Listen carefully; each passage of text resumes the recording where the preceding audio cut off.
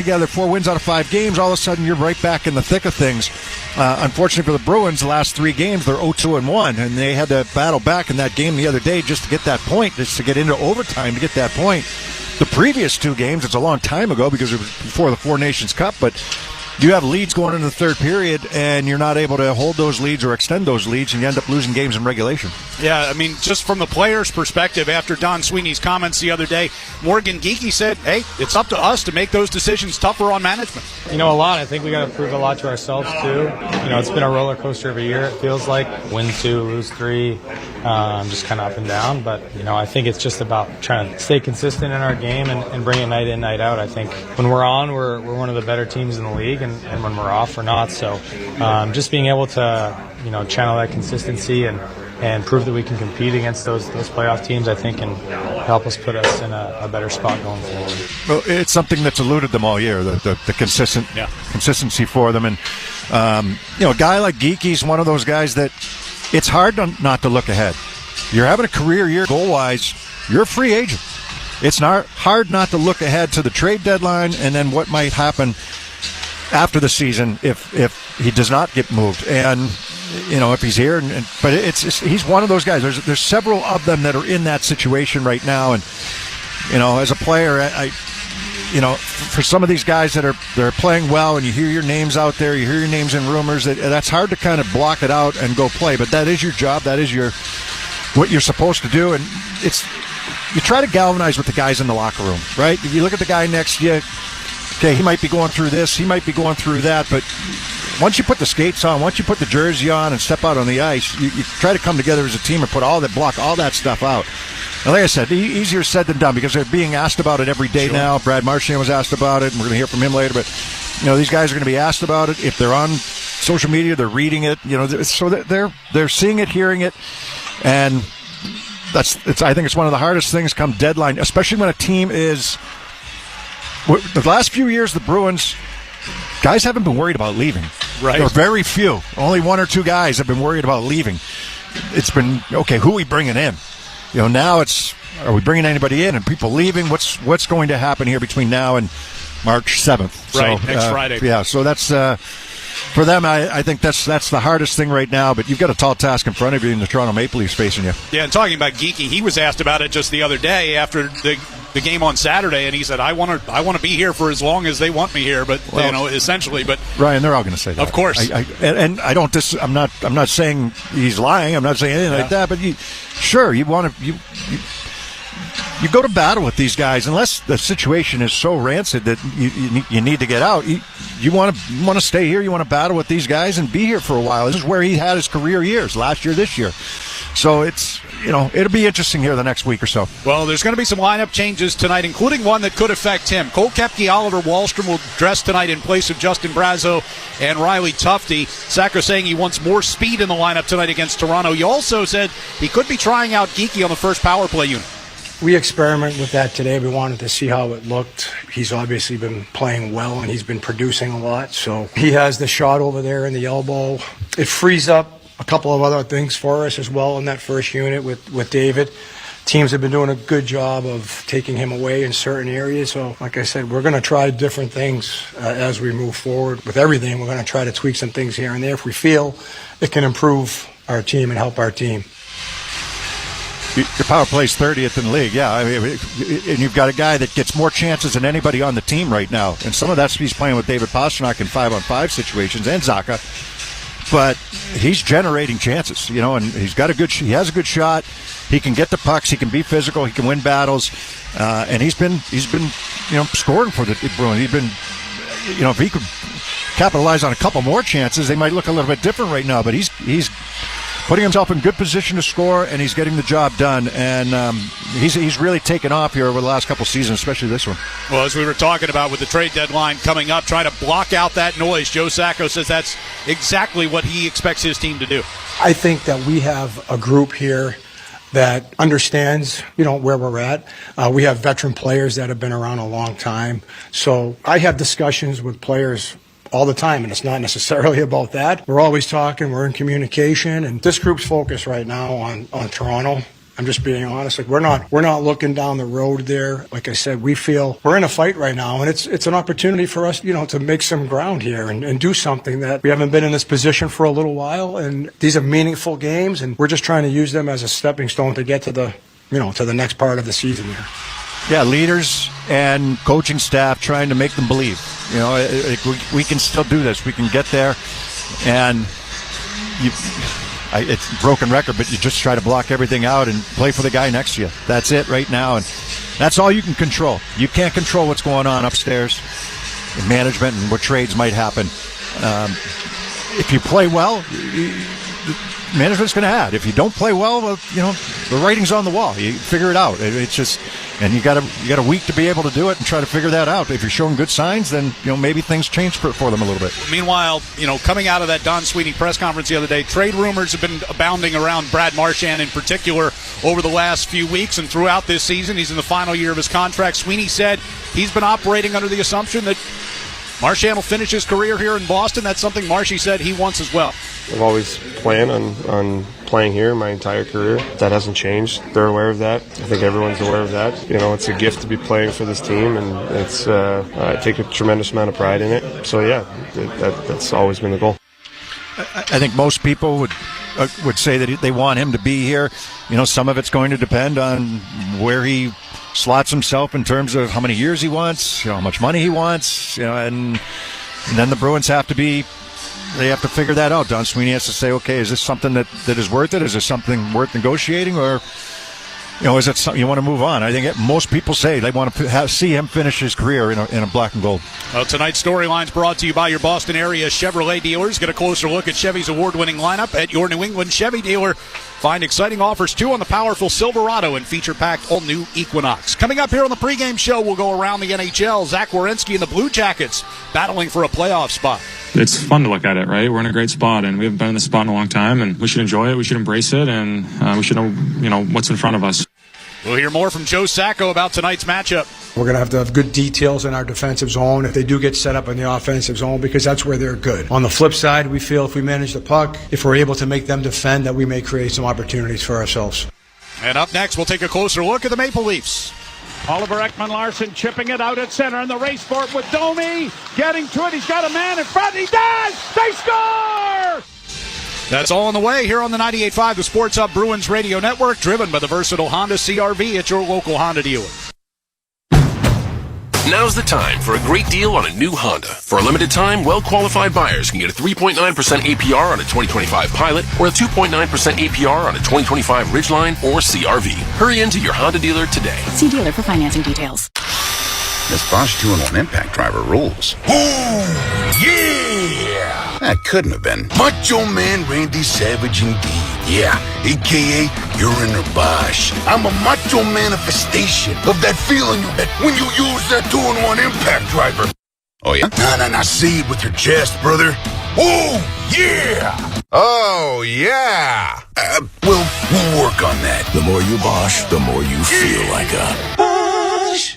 Hi, this is Trent Frederick, and I'm excited to team up with the Shaws and Star Market Foundation and 98.5 The Sports Hub for Feeding the Puck for Families this year. Every time me or one of my teammates feeds the puck this season to help score a goal, the Shaws and Star Market Foundation Nourishing Neighbors initiative will donate funds to end hunger here in our local communities. Since its inception, Nourishing Neighbors has raised more than $250 million across the country to ensure our neighbors have the nutrition needed to thrive. Locally, the Shaws and Star Market Foundation will be enabling a donation of $100 every time we feed the puck for a goal to the Greater Boston Food Bank to help end hunger, up to $50,000. To learn more about feeding the puck for families, visit 985thesportshub.com/feedthepuck.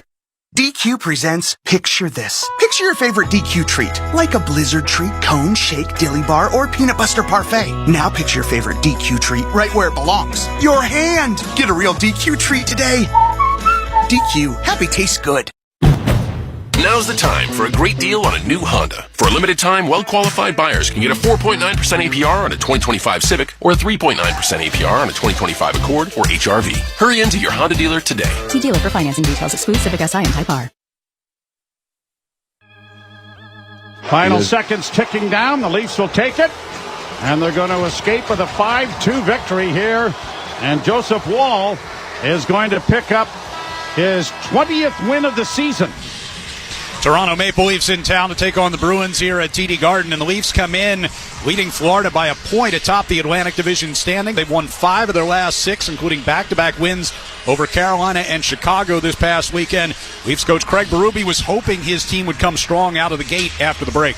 It's important, obviously, if you look at the standings and everything and where everybody's situated. I mean, points are crucial. And we talked about it before the break that, you know, we got back-to-back here. We got to really push here and get points. And guys have done a good job so far. And we go to Boston now, and it's going to be a big game. Yeah, Craig Berube has him playing a better style, I think. I mean, it started to get implemented last year, but then they made some personnel changes. I mean, they've got some guys who embrace the style that he wants them to play to be ready for the playoffs. They're a good team. We know that they're good up front.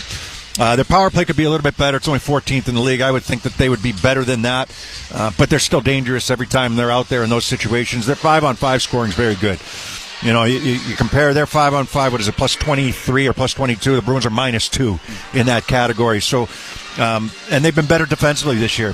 And their goaltender that's going to play here tonight, Anthony Stolarz, an injury derailed his season. He was having a great year, still playing well since he's come back. But they've got 2 pretty good goaltenders who they're counting on right now. They feel that. I'm curious to see what they're going to do here come trade deadline. I think that they're going to add and really go for it. And, you know, why not? This is wide open right now, I think, in the East. Washington maybe might have something to say about that, sure. but especially in the Atlantic, I think wide open. Tampa's got 5 wins in a row, by the way, and they're charging hard. They're only 4 points behind the Toronto Maple Leafs with a game in hand. Yeah, and of course, the Maple Leafs winners of 2 out of 3 against the Bruins so far this season, including 2 very impressive wins up in Toronto this year. Well, coming up next, we'll get a check of the Sports Hub headlines with Joe Murray, and then we'll be back to go around the NHL here on the 98.5, the Sports Hub Bruins Radio Network, driven by the versatile Honda CR-V. It's your local Honda dealer. The best in MLS play on Sirius XM FC. The beautiful game at its best. First, the Vancouver Whitecaps host the defending champion, LA Galaxy. Joseph Paixel, electric pace! Then, the action shifts to Houston, where the Dynamo duel with Inter Miami. He's in, Messi! It's a show tonight! It's an MLS doubleheader Sunday night at 5 Eastern on Sirius XM FC, 157 in the car, and on the Sirius XM app. MLB Network Radio gets you ready for opening day with a tour of spring training. The best time of the year. Hear interviews with all-stars. This is Mookie Betts. I'm Adley Rashford. I'm Aaron Judge. And insights and analysis of all 30 clubs. The biggest thing here in spring camp is there's a different aura. Offensively, this guy is just a machine. Talk baseball with our experts on Channel 89 in the car. And listen to your favorite team spring training show on the Sirius XM app. Baseball season's almost here, and MLB Network Radio will get you ready for opening day with a tour of spring training. Hear team previews of all 30 teams as our experts talk with players, managers, and executives shaping the 2025 season. How does your team look? Our team will break it all down. MLB Network Radio's tour of spring training, going on now on Sirius XM Channel 89 and the Sirius XM app. NHL Morning Skate. I think general managers must sit back in their chairs, Gord, and they must say, okay, if we make a coaching change here, chances are that at least for 10 games, we're more than competitive, and we're probably going to win much more than we lose. Coaches are probably yelling an expletive, right? About, whatever, how that particular trend is going. So you're right. So far, it's like perfect. NHL Morning Skate with Scott Laughlin and Gord Stellick. Weekdays, 7 a.m. Eastern on NHL Network Radio, Sirius XM 91, and the Sirius XM app. The world's most thrilling league is now in the palm of your hand. Hear every English Premier League match all season long on the SiriusXM app. Just search for your favourite team. Sports Hub headlines. Celtics play in Toronto tonight. No Al Horford, Drew Holiday, or Luke Cornett. Tip-off is tonight at 7 p.m. And Diana Taurasi, WNBA's all-time leading scorer, has announced her retirement. Headlines are brought to you by Valvoline Instant Oil Change. Enjoy quick and convenient vehicle maintenance this month. Visit NewEnglandOilChange.com for 15% off an extra after oil change at Valvoline Instant Oil Change, the official oil change of busy people. I'm Joe Murray. Ryan and Bob take you around the NHL next on the 98.5 The Sports of Bruins Radio Network, driven by the versatile Honda CR-V at your local Honda dealer. Welcome to the Nissan Now sales event. Are you all right? I wanted to get here before the best offers were gone. You're just in time. Let me show you what we've got. There's the all-new Kicks. The sporty Sentra. Or our best-selling Rogue, a Consumer Guide Best Buy 11 years in a row. You must be exhausted. I think I'm ready for my next adventure. For the #1 shopping experience among non-luxury car buyers according to J.D. Power, get to Nissan now. Now get a low $249 per month lease for 39 months on Rogue. For J.D. Power 2024 award information, visit jdpower.com/awards. Well-qualified lessees. 2025 Rogue S all-wheel drive. $46.19 initial payment excludes tax, title, and license. Disposition fee due at lease end. Take from new dealer stock. Call 1-888-858-8319 for offer details. Ends 3/3/25. The Peterson School is now hiring for new instructors at all locations. Hi, I'm Adam Norcott, an electrical instructor at the Peterson School. I've learned so much from my students and their experiences, and it's made me a better teacher, foreman, and electrician. Visit petersonschool.com. For nearly 4 decades, WellPoint has proudly provided health coverage to Massachusetts residents through the Group Insurance Commission.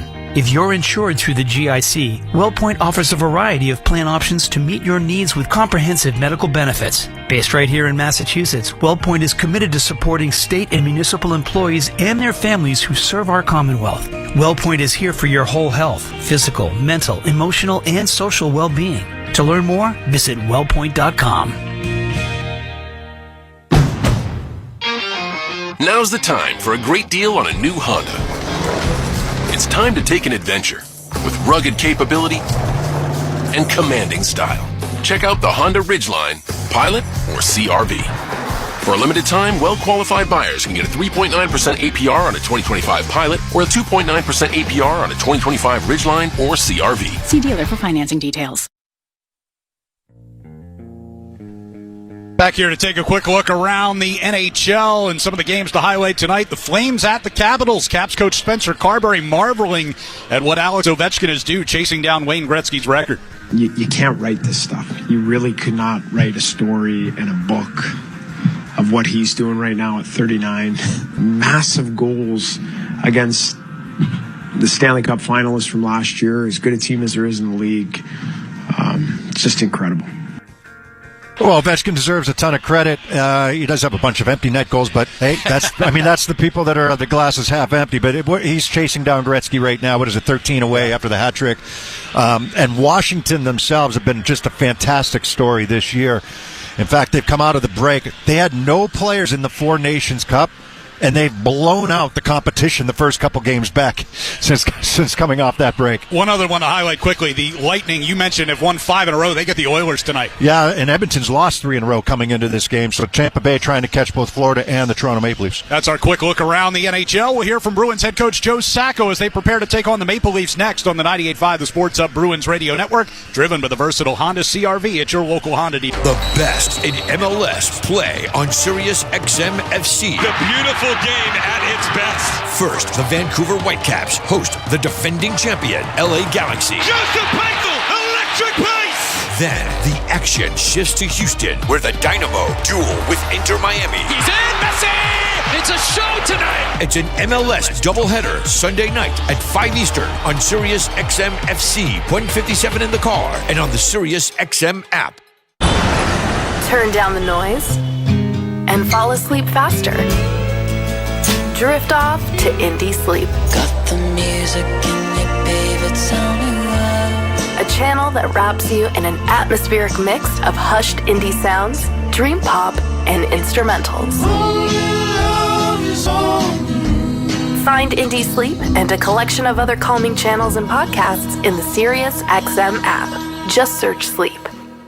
I'm Katie Nolan, and I have a new podcast called Casuals. It's a podcast for people who like sports a normal amount. Casuals is a twice-a-week hang with me and my friends from across comedy, sports, and entertainment, where we talk about all the funny, weird, interesting stuff happening in and around the world of sports. So whether you're a diehard fan or just vaguely sports curious, Casuals is the podcast for you. You can find Casuals on the SiriusXM app, Pandora, or wherever you get your podcasts. And don't forget to follow the show so you never miss an episode. Give it a try. What's the worst that could happen? Feel the excitement of the UEFA Champions League knockout stage on Sirius XM FC. Europe's best clubs. What a start for Inter! And Barca are level! Brilliant Arsenal goal! The world's brightest stars. Mbappe! Kane! Salah to score! All chasing club soccer's ultimate prize. A new page in their glorious history! The Champions League knockout stage, where legends are made. On Sirius XM FC, channel 157 in the car, and the Sirius XM app. Join me, Gord Stellick, and Scott Laughlin as we recap the night that was on NHL Morning Skate, weekday mornings at 7 a.m. Eastern on NHL Network Radio, Sirius XM 91. Our pregame interview with Joe Sacco is brought to you by Safety Insurance, providing comprehensive coverage for your auto, home, and business. Ask your independent agent about safety. We'll help you manage life's storms. Well, as you guys get ready to come into this one against Toronto tonight, go back and look at the game against Anaheim the other night. It seemed like your team got better as the game went on, maybe a little bit of a slow start. What did you like about that game, first off? Well, I like the resiliency factor. I think that we put ourselves in a hole being down 2-0, and then we showed some battle. We showed some fight right to the very end of the game, and it took us to the last minute or so when we pulled the goaltender to tie it up. So I did like that about our game, the fact that the first period wasn't the way we wanted to start. Second period, we came out, we responded, we played much better. We drew some penalties, we got in the power play, scored a goal, and then, like I said, in the third period, we were able to tie it up late just by staying with it. You guys gave up a couple of goals in the last 2.5 minutes of the first. I think they almost got a third, hit a post in there as well. What happens in a stretch like that, and how can you avoid kind of mistakes compounding on themselves, I guess, in those situations?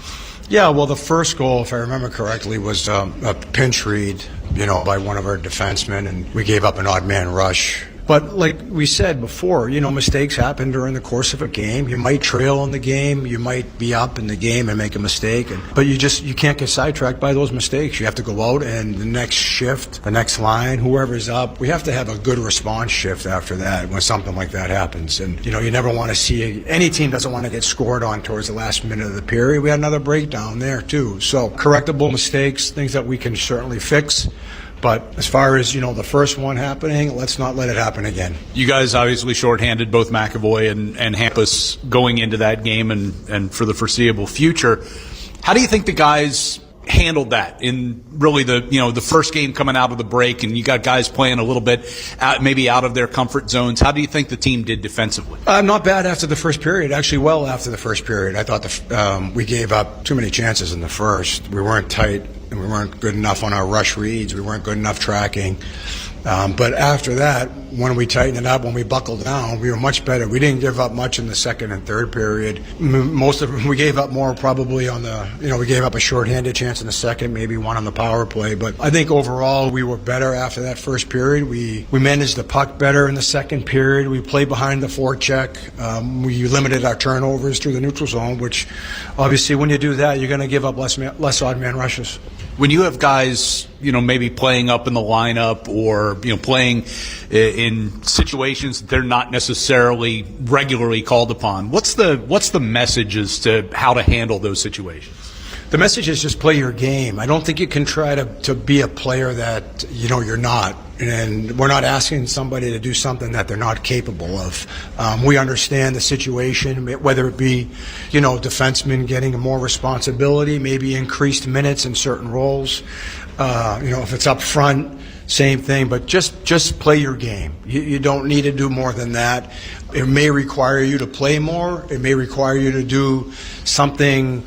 Be in a position maybe you haven't killed all the time and you're getting an opportunity to kill now, but just play your game and play it at a high level as best you can. You experimented with a couple of different looks on the second power play unit defensively, Zadorov, Wotherspoon the other night. What's the right fit? What are you looking for in that situation? Well, typically what we're looking for is, they're going to clean up the last 45 seconds or so.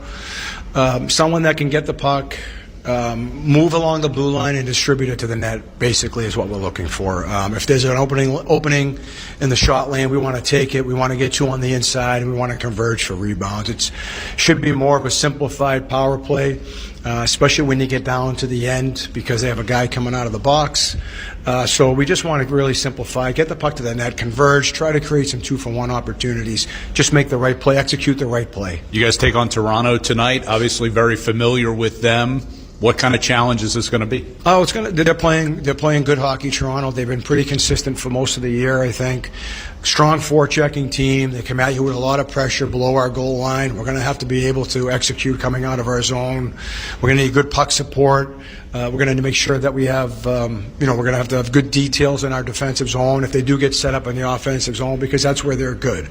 On the flip side, we feel if we manage the puck, if we're able to make them defend, that we may create some opportunities for ourselves. All right, good luck tonight. Okay, thanks. Joe Sacco joining us. We got the Bruins and the Maple Leafs coming up next. Let's pause 10 seconds for station ID on the 98.5 The Sports Hub Bruins Radio Network. Here's the thing. 24/7 hockey. He missed the target. Draisaitl back the other way for the winners. Draisaitl scores! On Saturday, the Bruins returned from a 2-week break, and despite rallying from a slow start, they found themselves on the losing side for the third straight game. Carlson to Terry, high slot, deals off to the left circle, Dumoulin a shot, save made, rebound, score! Leo Carlson shoots it into an empty net, and the Ducks will win it in overtime, 3-2. Now they'll look to rebound against an Original Six rival and the current division leader. It's the Bruins and the Toronto Maple Leafs coming up next. Boston Bruins hockey is driven by the stylish Honda Accord, available at your local New England Honda dealers. Cross to Esposito, a shot. No! It's all cut off. Cam Neely. Nathan Horton wins Game 7 in overtime. David Pastrnak wins the series for the Bruins. The rebound to Trent Frederick. And the Bruins are back in front by 2. The Bruins are brought to you by VA New England, Granite City Electric GCE Nitrate, Valvoline Instant Oil Change, Coors Banquet, Bosch Tools, your New England Ford dealers, Live Nation, Safety Insurance, Peerless Boilers, and by Shaw's and Star Market.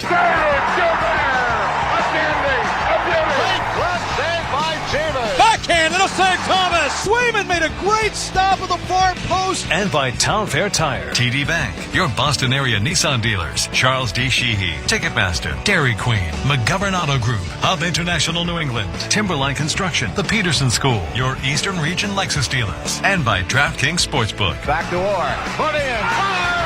His 100 backhand score on a penalty shot for Raymond Gordon. David Pastrnak calls game, and the Bruins win it 2-1. Bergeron, and the Bruins win the series. Now here's Ryan Johnston and Bob Beers.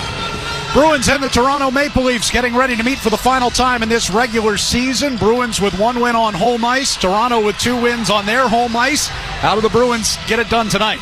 Well, going back to the last game, it's the same thing, Ryan. I mean, it's not do or die for the Bruins, but every point means so much to them. And you got points on the line, not only a divisional team, but a rivalry here against the Leafs. You should have no trouble getting up for this game, making sure you control the emotion, but bring the emotion.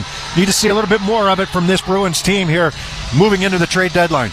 Tonight's keys to the game brought to you by Town Fair Tire. For the guaranteed lowest prices on tires, go to Town Fair Tire, because nobody beats Town Fair Tire. Nobody. We'll have the opening face-off between the Bruins and Toronto next on the 98.5 The Sports Hub Bruins Radio Network, driven by the versatile Honda CR-V at your local Honda dealer. Who's scoring big in the NBA this season? You are, with all the new ways to get in on the action at the DraftKings Sportsbook, an official sports betting partner of the NBA. From monster slams to dishing the rock to clearing the glass, get behind your favorite players and the prop bets you can make on DraftKings, the home of NBA player props. And here's something special for first-timers. New DraftKings customers bet $5 to get $150 in bonus bets instantly. Take it to the rack with the DraftKings Sportsbook. Every point counts. Download the DraftKings Sportsbook app and use code SPORTSHUB. That's code SPORTSHUB for new customers to get $150 in bonus bets when you bet just $5 only on DraftKings. The crown is yours. Hope is here. 800-327-5050 or gamblinghelplinema.org. 21 plus. Play it smart from the start. GameSenseMA.com. Massachusetts only. Eligibility restrictions apply. New customers only. Bonus bets expire 168 hours after issuance. For additional terms and responsible gaming resources, see dkng.co/audio. Town Fair Tire sells all the name brand tires, and we sell them all at the guaranteed lowest price. Plus, because Town Fair Tire also gives you more free services than all the other tire dealers, nobody beats Town Fair Tire. Since 1873, Coors Banquet has been brewed only in Golden, Colorado, where the Rocky Mountains touch the sky and icy spring waters carve its legend. Each sip echoes of generations past. Coors Banquet, enjoyed by rock stars, smugglers, cowboys, and presidents. That's our legacy. What's yours? Coors Banquet. Start your legacy. For 48 straight years, Ford F-Series have been the best-selling trucks in America. We got here by engineering breakthrough technology, redefining Built Ford Tough, and never settling for second best. But what's really made Ford F-Series the #1 selling trucks in America is you. Ford F-Series, Built Ford Tough. Based on 1977 to 2024 calendar year total sales. Back at TD Garden for this Original Six, an Atlantic Division matchup between the Bruins and the Toronto Maple Leafs. Before we drop the puck, let's go down to ice level and get tonight's national anthems with Todd Angeli. Poster, please welcome Todd Angeli.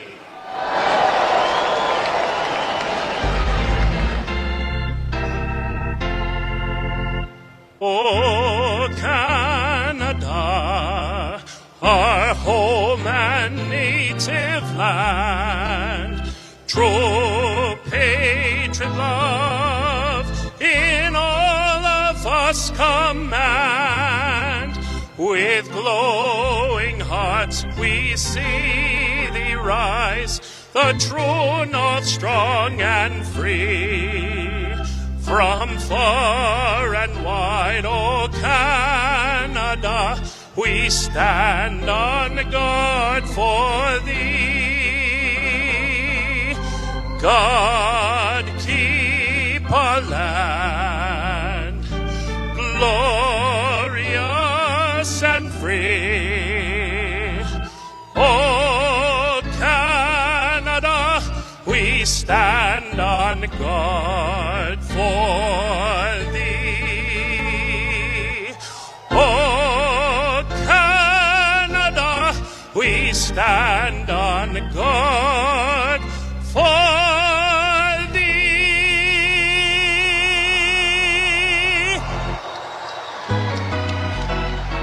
And the rocket's red glare, the bombs bursting in air, they prove through the night that our flag was still there. Oh, say does that star-spangled banner yet wave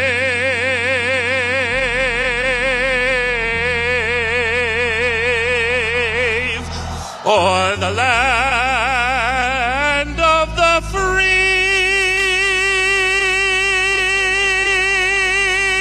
and the home of the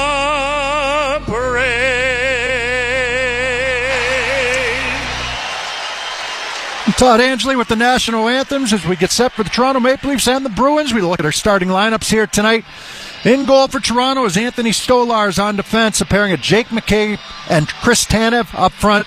Pontus Holmberg, John Tavares, and William Nylander. For the Bruins, it's Jeremy Swayman getting the start in goal. Mason Lohrei and Andrew Peeke, your defensemen, and up front, Morgan Geekie, Pavel Zacha, and David Pastrnak. Starting lineups are brought to you by DraftKings Sportsbook. Download the DraftKings Sportsbook app and use code SportsHub. That's code SportsHub for new customers to get $150 in bonus bets instantly when you bet just $5. Only on DraftKings Sportsbook. The crown is yours. First 5 minutes of tonight's game presented by your New England Ford dealers. Tonight's New England Ford dealers' first 5 contestant of the game is Mark Farini of Holbrook, Mass. If the Bruins score in the first 5 minutes, Mark will pick up a pair of tickets for a future Bruins game courtesy of the New England Ford dealers. Enter the contest at 985thesportshub.com. Bruins will go from left to right on offense here in the first period. They win the opening faceoff. Turnover in the neutral ice, though, as Tavares gets it back into the Boston zone. Nylander along the far right wing side, centering pass denied by Peeke right in front of the crease of Jeremy Swayman. Puck poked in behind the Bruins net. Will come around toward the near side. Holmberg got to spin it back deep. Taken out and cleared ahead by Warriors. Pastrnak with the breakaway. He scores! Bruins counter punch right away and grab a 1-0 lead. Pasternak just 29 seconds in. Tell you, Ryan, I didn't think this pass had a chance of getting through all the Toronto Maple Leaf players in the neutral zone. Pasternak senses what's going on. He takes off up the ice. He gets behind everybody. And the two defensemen there, Tanev and McCabe, they both dive to try to get to this loose puck. But Mason Lohrei, after a nice pass in the defensive zone by Zacha, both defensemen are there. Right? You've got McCabe diving from one side. Tanev just misses the puck. And Pasternak walks in. He's going to beat Stolarz to the blocker side. Pasternak's 29th of the year extends his career-high scoring streak to 15 straight games with a point.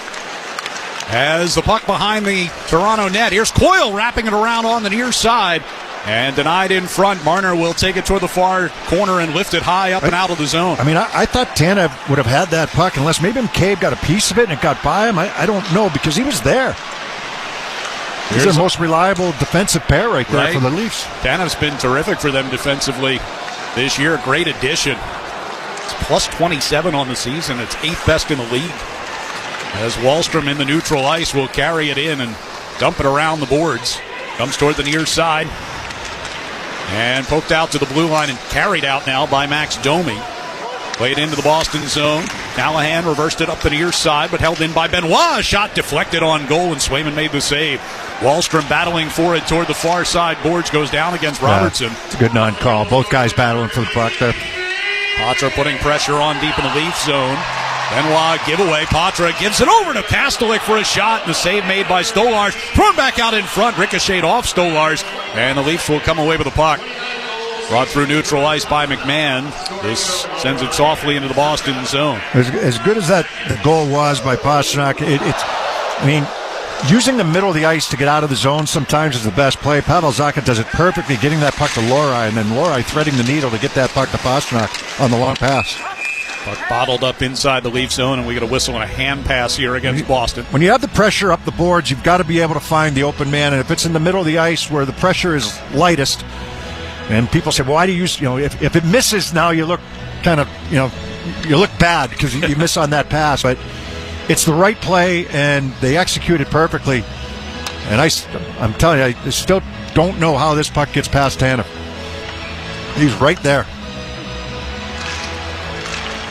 Face-off win here in the neutral zone. Carlo going to dump one in, and Stolarz will go behind the net. Puck rolls through him. Leafs, though, in control.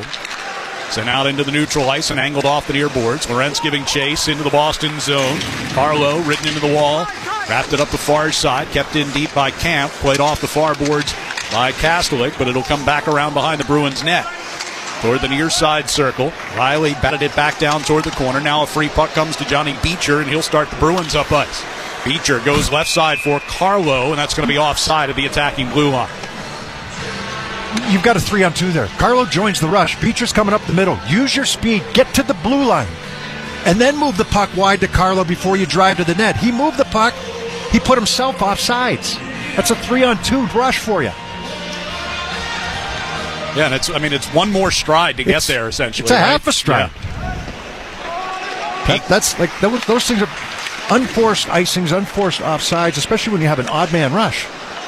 Holmberg will swing it across ice, but picked off by Lohrei in the neutral zone. Skates it on into the Toronto end. Hands off to Zacha coming down the right circle. Tried to pass it. It ricocheted off Benoit and toward the net.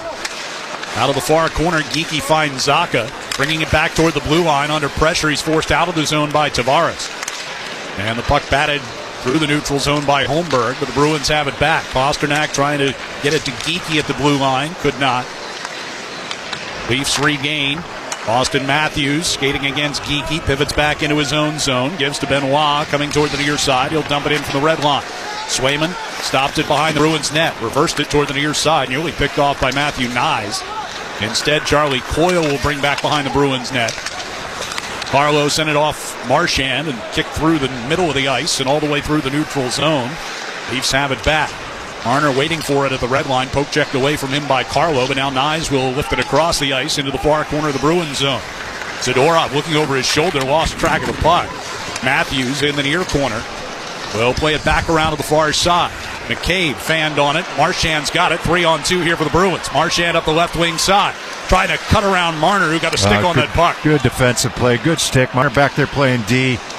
Played Marchand perfectly that time as Marchand tried to drag that puck outside in. Wotherspoon going around behind the Bruins net. Tried to send it back toward that far side.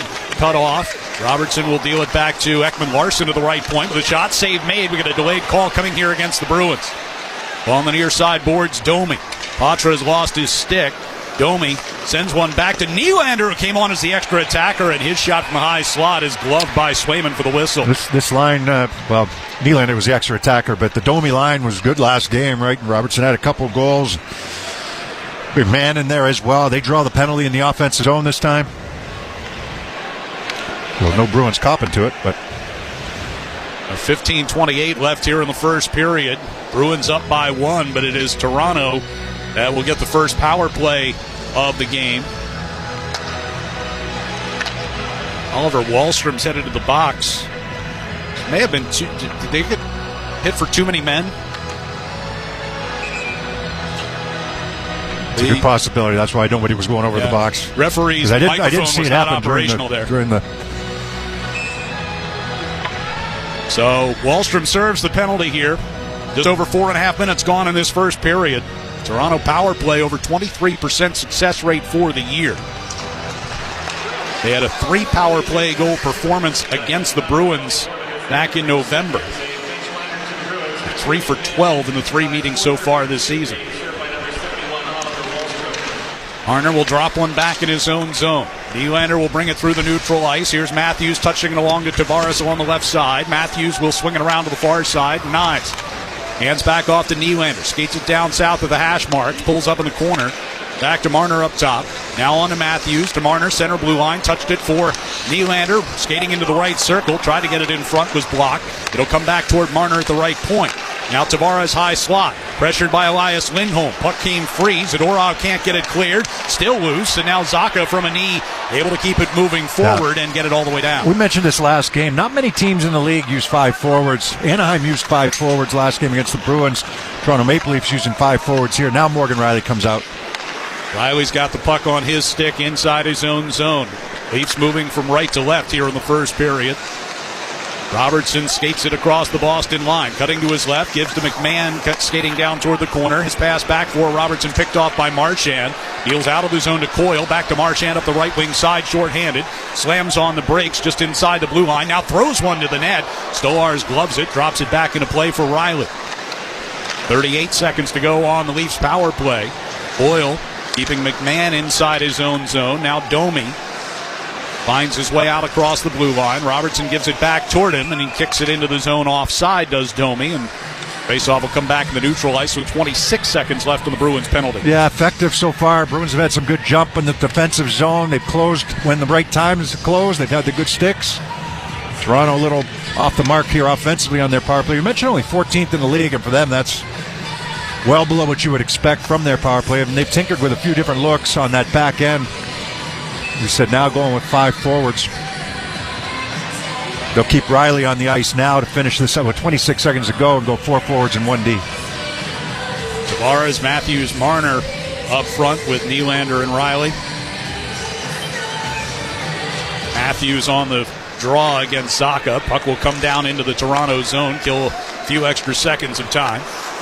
Rielly hands it off for Nylander as he skates it out across his own blue line. Ahead to the Boston line. Chipped it right side. Trying to get it back to him as Marner. Instead, Carlo gets a stick on it along the end board. Carlo in the far corner to try to poke that puck ahead. Instead, Matthews threw it toward the side of the net, taken by Zadorov, and he'll carry the Bruins out. Wahlstrom getting ready to come out of the penalty box as Zadorov gains the attacking blue line, but puck knocked away from him. Stolarz made sure it stayed away from his crease. Nylander from behind the Leafs net. Pass for Rielly missed. Peak in the neutral zone will dump it back in. Teams at full strength with 13:10 to go here in the first period. The Bruins with a 1-0 lead. Mason Lohrei back inside his own zone. They'll play it up the left side here for Patra. Just inside the Toronto zone. Patra takes a shot. Saved by Stolarz. Kicked the rebound right toward Geekie. Just couldn't get it onto his stick in time. Now Lohrei, center of the blue line. Over to the left side, a one-timer by Pasternak. Tipped and wide. Yeah, tough to angle for Pasternak. He's way over by the boards, but that's when he can still finish. Patra now moving his way down the left wing circle. Ridden into the wall by Benoit. Camp will push it up the boards for Alex Steeves, and out of the zone it goes. Parker Wotherspoon back to retrieve here for Boston. Wotherspoon with a long pass through the neutral ice. It's knocked out of play off the stick of Timmins, and that'll draw a timeout here with 12:24 to go in the first period. Bruins 1, Leafs nothing on the 98.5 The Sports Hub Bruins Radio Network, driven by the versatile Honda CR-V at your local Honda dealer. And the Oscar goes to... Conan O'Brien here. This year I'm honored to be hosting the 97th Annual Academy Awards, and to celebrate, we're featuring some of your favorite actors, directors, and Oscar Award winners like Al Pacino, Tom Hanks, Quentin Tarantino, and many more. It's the Oscars on Conan O'Brien Radio all week long on Sirius XM Channel 104, your home for Conan O'Brien Radio. Catch up anytime by searching Conan O'Brien on the Sirius XM app. Baseball season's almost here, and MLB Network Radio will get you ready for opening day with a tour of spring training. Hear team previews of all 30 teams as our experts talk with players, managers, and executives shaping the 2025 season. How does your team look? Our team will break it all down. MLB Network Radio's tour of spring training, going on now on Sirius XM Channel 89 and the Sirius XM app. Hey, this is James Hinchcliffe from Off Track with Hinch and Rossi. Do you love podcasts? Yep. Do you have a best friend? Oh, yeah. Do you like driving 200 miles per hour in a car with no roof? Sure do. Well, then join me and my best friend, IndyCar driver and 2016 Indy 500 winner Alex Rossi. That's me. Twice a week for Off Track with Hinch and Rossi on SiriusXM Podcast Network. All year round, we're talking IndyCar, F1, food, travel, and more with some of the biggest names from on and off the track. So download Off Track with Hinch and Rossi now, available on the SiriusXM app or wherever you get your podcasts. Well, we've got another winner in our New England Ford First Five contest. Mark Farini of Holbrook, Mass. has just won a pair of tickets for a future Bruins game, courtesy of the New England Ford dealers. That's because David Pasternak got the Bruins on the board just 29 seconds into the period from Lorai and Zaka with his 29th goal of the season. Bruins have a 1-0 lead just over 7.5 minutes into this first period. Already killed off one power play chance as well after getting called for too many men on the ice. I think Chris Tanev ended up going down towards the locker room here for the Toronto Maple Leafs. Took a fairly, it wasn't a dangerous hit at all, but he kind of went into the boards awkwardly. There's Cole Koepke for the Bruins. The hit was delivered by Beecher just on the forecheck, but Koepke in behind the Leafs net, bringing it around toward the near side. Wotherspoon kicks it onto his stick and plays it back in deep. Kastelik chasing into the far corner, gets spun away from the puck by Timmins. It'll come back around toward the near side. Koepke trying to get body position on Ekman Larsson as they go crashing into the corner. Koepke staying with the puck. McMahon and Ekman Larsson combine to clear the puck over to the far side. Robertson will drop it back. Ekman Larsson brings it up to the red line. And across the blue. Long shot right into the glove of Jeremy Swayman. Thought about dropping it back into play. Instead hangs on. Faceoff will be to his right with 11:32 to go in the period. Well, keep an eye on Tanev because he means so much to them on that back end. You mentioned his plus-minus. He was, when there were some injuries that occurred for Team Canada on the Four Nations Cup, there were a lot of people that thought that he would get the call at right defense. Drew Doughty ended up getting the call, and Doughty had missed the whole first part of the season until recently. But some people were calling for Tanev to get that spot, and that's how well he's played this season. Veteran and throughout his career, but this season here for Toronto. As a veteran of over 800 games in his career. Was traded part of a 3-team deal last February. Plays hard, fearless of blocking shots, and unfortunately, it wasn't a blocked shot that forces him to leave this game, at least for now. But it was a kind of a strange hit. Nylander behind the Bruins net with the puck on his stick. He'll bring it back to Riley at the left point, over to the far side. Now they work it to Tavares, top of the right circle, a shot. Knocked away in front. Nylander tried to play it off the boards back to the point, hit the referee with it. Bounces away. Coyle tried to clear, could not. Riley looking for Nylander, high slot. It evaded him, and Lorai makes a nice move to get it out of the zone. Here's Marchand waiting for help down the left circle. In front for Lorai, a one-timer. Stolarz made the save. Ended up being a 3-on-2. Carlo over to Lohrei at the right circle with a shot with Coyle in front. Lorai's got the rebound, moves in behind the net. On to Marchand, right circle, a shot missed to the short side. Carlo with a far point now. They'll push it for Coyle. Coyle bats it around the wall. Riley reverses it past Marchand. And now we'll get it back from Holmberg. Benoit in that far corner. Banks it off the boards and out into the neutral ice. Zadorov over to Carlo. He'll give it to Pasternak. Pasternak trying to give it to Geekie just as he crossed the blue line. Instead, it's pushed back toward the Boston zone. Zadorov with a quick up pass here for Geekie. Down the left wing side against Ekman Larson. Gets run wide of the net. He's trying to drop that puck off for Pasternak. Pasternak might have got away with one there. Zadorov pass across the ice for Carlo in his skates. Gave away to Marner. And Marner will angle the puck out of the zone. Carlo regroups quickly and misses Pasternak, who was coming out of the zone on the end of the shift. Well, the other things there, Ryan, coming into this game, they switched the D pairs up a little bit. It actually started last game as Toronto gets called for offside here, but switched the D pairs all up here for this game. See how long it lasts. 9:45 to go here in the first. It's the Bruins 1, Toronto nothing on the 98.5 The Sports Hub Bruins Radio Network, driven by the versatile Honda CR-V at your local Honda dealer. Sports don't get any tougher than hockey, and trucks don't get any tougher than Ford F-Series, F-150, and Super Duty. The trucks that move mountains also move parade floats and snowmobiles. With that versatility, it's no wonder Ford F-Series is the #1 selling pickup for 48 years straight.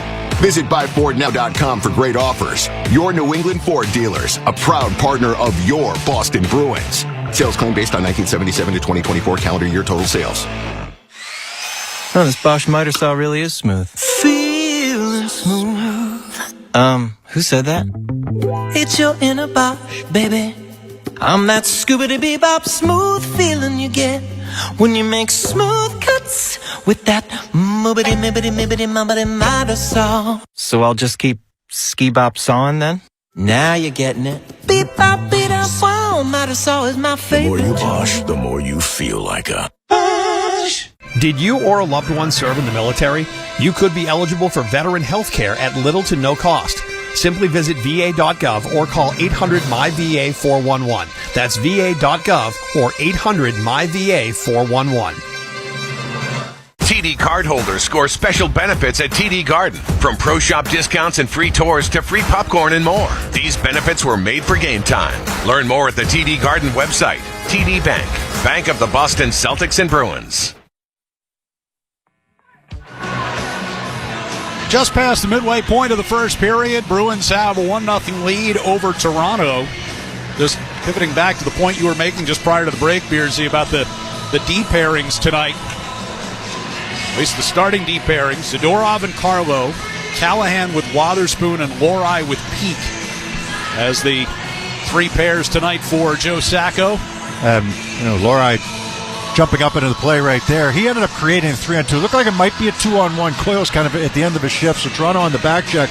But Lohrei smartly jumping up into the play. It was Marchand who found him coming late. He didn't get all that shot, but he got enough of it to force Stolarz to make a good save. And, of course, he had the long outlet pass there to David Pasternak on the first shift of the game. Bruins without Charlie McAvoy, without Hampus Lindholm. Again, the word from Don Sweeney the other day, Lindholm unlikely to return this season after it looked like he was getting closer. The puck angles wide of the Bruins net into the near corner. Brent's got knocked down by Patra. McCabe shoots it off the end boards around to the far side. Callahan racing over there just a step ahead of Steves as they get pinned against the wall. It'll come back around the near side. McCabe behind the net to Camp. Off the far side, and turned over. That gives Frederick a chance to wheel up the left wing side. And carries into the zone, wrestling all the way into the corner against Lorentz. Frederick stays with the puck, gets it back to Lohrei at the point with a shot. Save made by Stolarz, and the rebound by Patra in front. Tipped wide. Here's Peak. Skating to the top of the right circle. Throws one through the top of the crease. He looked up. Nobody was in front, so he tried to hold on to it for the extra second.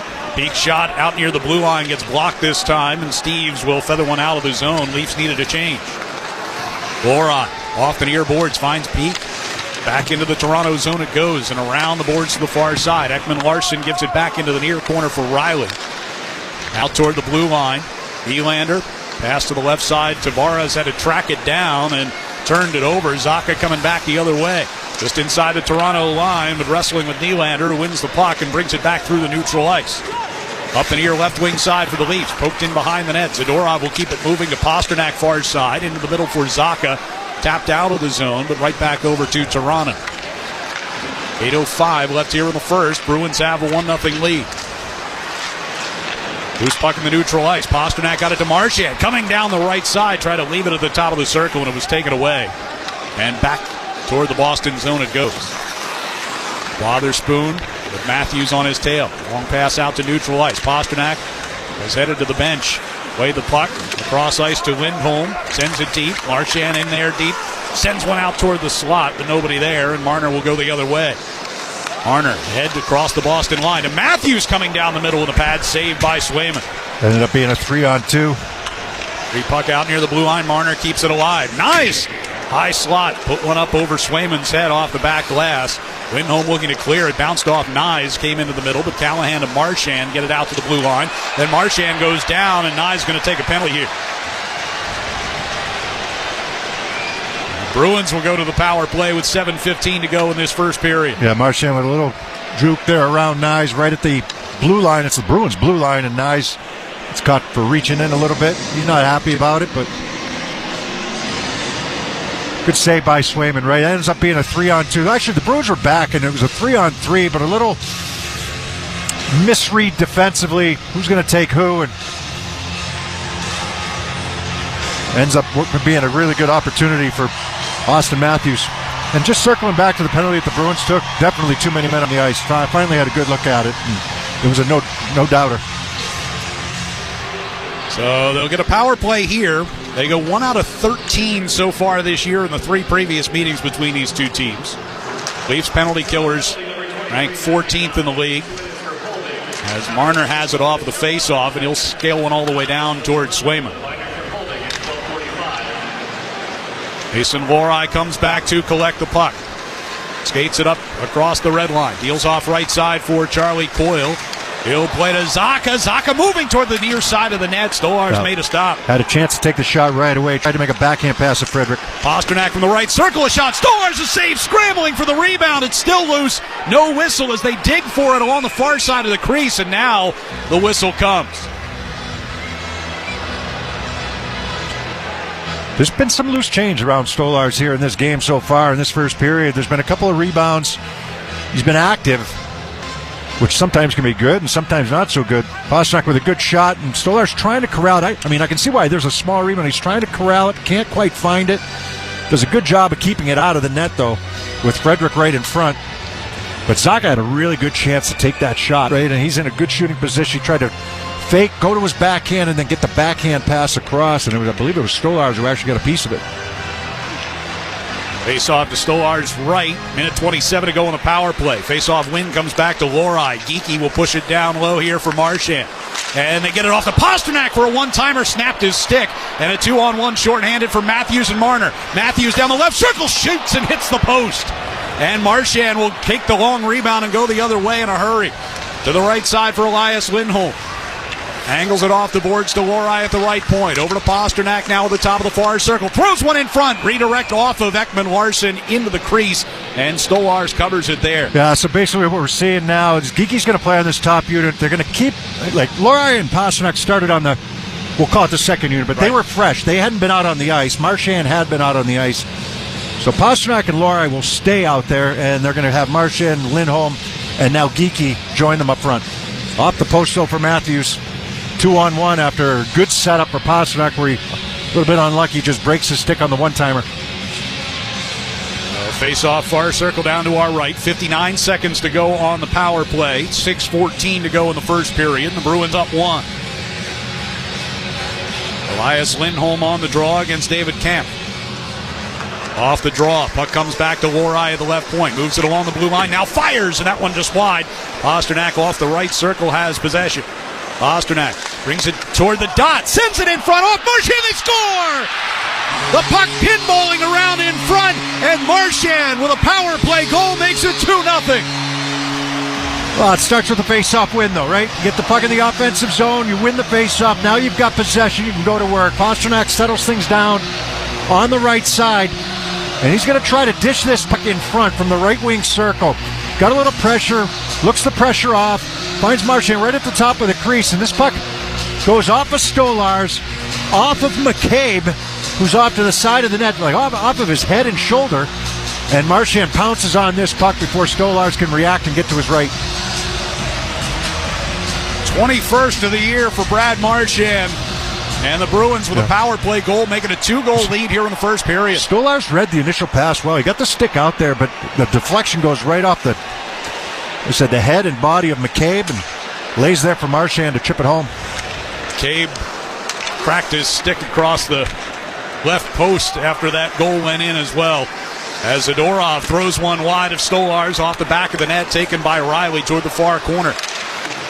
Pass intended for Nylander, jumped away from him, but settled by Tavares. Sequence of events, right? You've got a 2-on-1 for the Leafs. Pass gets over to Matthews. He rips it off the far post. And then after a whistle down in the offensive zone, the Bruins go to work, winning the face-off and get a good break. And Marchand makes them pay. Kastelik in on the forecheck, hammers Timmins in the corner. Puck, though, grabbed and brought out of the zone by Bobby McMahon, turned over in the neutral ice. Callahan sends it off the far boards. Kastelik chips it into the zone. Beecher got it around behind the net. Koepke goes crashing in behind there against Max Domi. Wotherspoon and McMahon dueling for it in the near corner. Now it's Beecher keeping it alive, fanned on it. Now Domi's got a step. Domi trying to get in on the break, moving toward the slot, and Swayman kept it out of the net.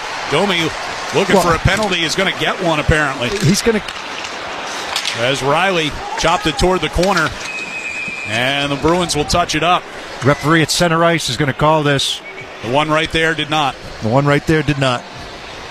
So with 4:37 to go in the first, it's the Bruins with a 2-0 lead, and Toronto to the power play when we come back on the 98.5 The Sports Hub Bruins Radio Network, driven by the versatile Honda CR-V. It's your local Honda dealer.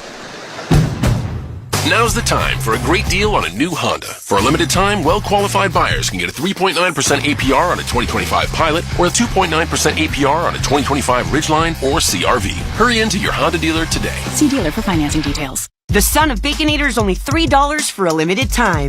I don't think you understand. The Son of Baconator, $3. Thank you to whoever wished upon that star. For bacon that just won't quit, gotta be Wendy's. U.S. price participation may vary. Prices may be higher in Alaska and Hawaii, not valid on a combo or in third-party delivery platform. For nearly 4 decades, WellPoint has proudly provided health coverage to Massachusetts residents through the Group Insurance Commission. If you're insured through the GIC, WellPoint offers a variety of plan options to meet your needs with comprehensive medical benefits. Based right here in Massachusetts, WellPoint is committed to supporting state and municipal employees and their families who serve our Commonwealth. WellPoint is here for your whole health, physical, mental, emotional, and social well-being. To learn more, visit wellpoint.com. Hi, this is Trent Frederick. I have teamed up with the Shaws and Star Market Foundation this year for Feeding the Puck for families. Every time me or one of my teammates feeds the puck to help score a goal, they will be enabling a donation of $100 to the Greater Boston Food Bank, up to $50,000 to help end hunger. Learn more at 985thesportshub.com/feedthepuck. Now's the time for a great deal on a new Honda. For a limited time, well-qualified buyers can get a 4.9% APR on a 2025 Civic or a 3.9% APR on a 2025 Accord or HR-V. Hurry into your Honda dealer today. See dealer for financing details. Exclude Civic Si and Type R.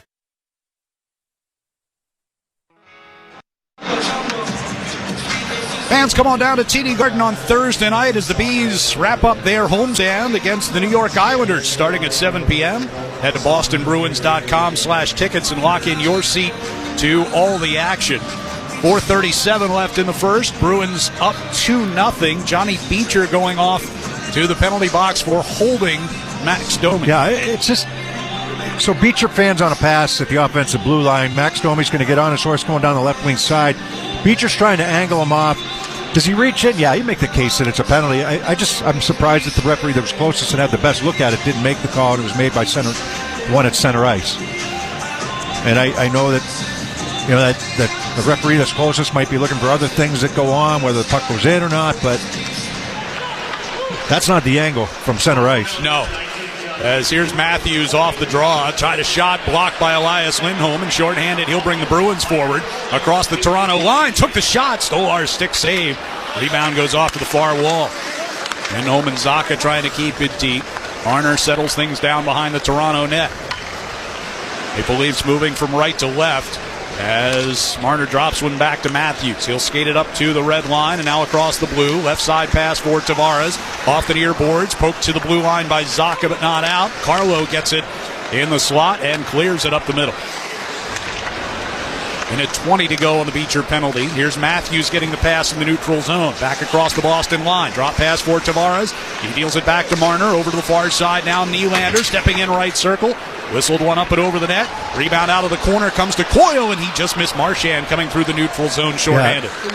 Had a possibility to be a 2-on-1, but Coyle was at the end of his shift, and Matthews would have caught him anyhow. So Marchand able to get it to Peak, though, and he'll drive it deep. Marchand in there against Tavares, able to get position on him. Now Marner takes one away, but some valuable clock killed on this penalty with 45 seconds to go. 3:20 left in the first period. Marner leaves the puck behind the net, heads off on a change as Ekman-Larsson brings it toward the near circle. Hands it back to Domi, coming out of his own zone, through the neutral zone. McMahon bumped by Peak, but couldn't knock him off the puck. Riley has it far circle. Ekman-Larsson, center of the blue line, on to Domi, left wing side. Back to Ekman-Larsson again.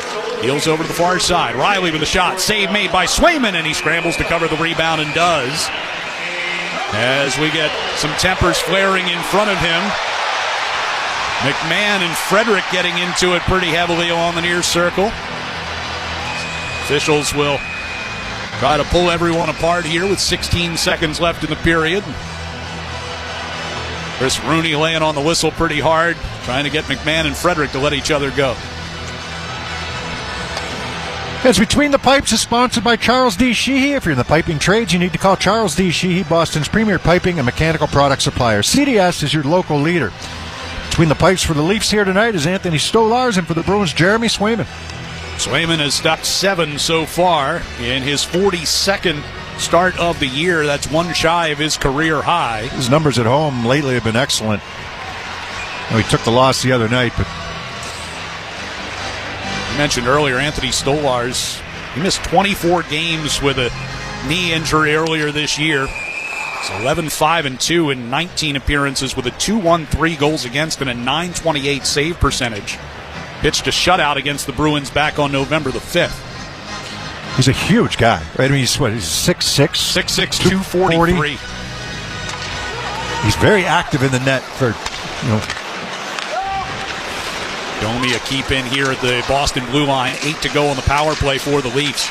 They'll set up Riley at that left point. Now Domi centering pass to McMahon, moved it toward the slot, but Zacha took it away and backhands it out of the zone. Zadorov got a piece of it that slowed it up and allowed Zacha to get there, but tried to have that 2-on-1 right in front of the net. Bruins back to full strength. 2.5 minutes to play in the period. They lead 2-0. As Camp gets around Pasternak to get out into neutral ice, still carrying the puck as he gains the Boston line. Around behind the net, Callahan ridden to the boards by Lorenz, but pins the puck up against the end wall. Camp trying to dig in for it as well. Lorai's back there for the Bruins. Into the far corner, Geekie will get to it first and backhands a floater out of the zone. And a reload quickly. Here comes Steves. He'll skate it down the left wing side and into the near corner. Around the boards to the far side. Camp reversed it back into that corner for Steves. It'll come behind the net. Free puck to Callahan. Backhands it along for Pasternak. Taken away. Lorenz, high slot. Took a shot. Blocked by Lorai. Steves pushed it toward the back of the net. Steves is wide open in front. Here's McCabe at the right point with a shot redirected by Lorenz. Came bouncing towards Swayman to get a piece of it. And the Bruins come away with it with Patra leading him back through neutral ice to Pasternak. Moving toward the high slot. Trying to drag it around Benoit. Benoit collided with Steves with both guys going down. Puck skids out of the zone and right back in. Pretty good defensive play, though, by Benoit. He's had a couple of them this period. Marchand in the far left wing corner, trying to get that puck to Coyle. Take it away instead. It'll come around the near side and lifted into the Boston zone, but sent right back out of there by Pete. Nylander will sweep it back in, and Swayman stopping it behind the net. Here under a minute to play in the period. Tavares takes it off the far wall. Carries down along the end boards. Poked at by Lindholm. Puck brought behind the net by Nylander to the near circle.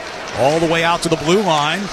Gave it to Ekman-Larsson. Had to kick it onto his stick. Pass off to the right side. And a centering pass. Tavares right in front. Battling with Pete.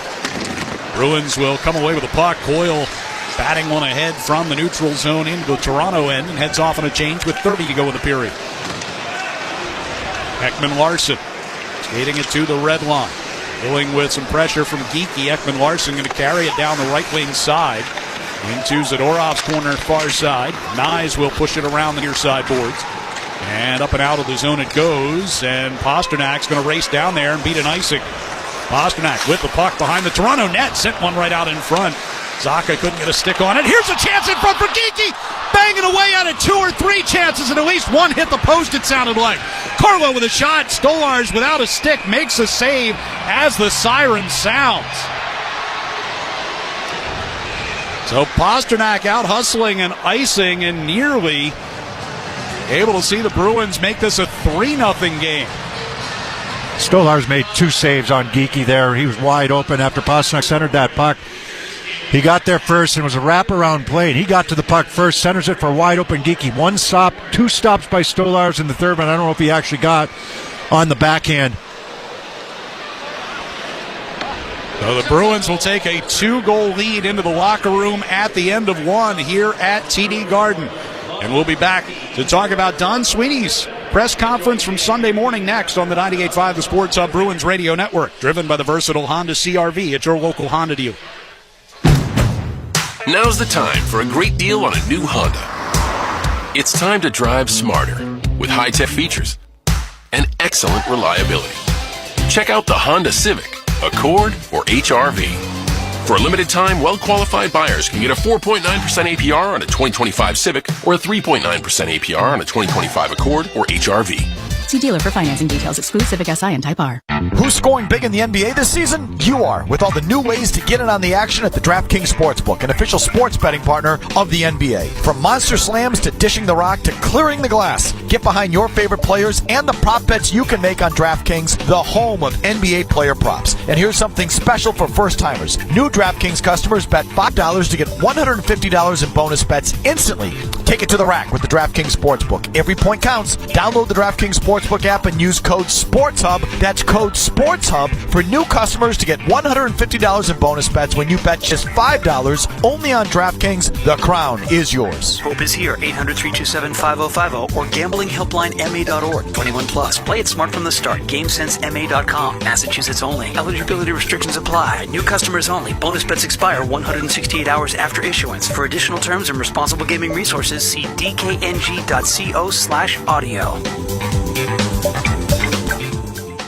Artificial intelligence is making life easy for cyber criminals. For example, listen closely. Test 1, 2, 3. Test 1, 2, 3. Could you tell the second one was created with AI?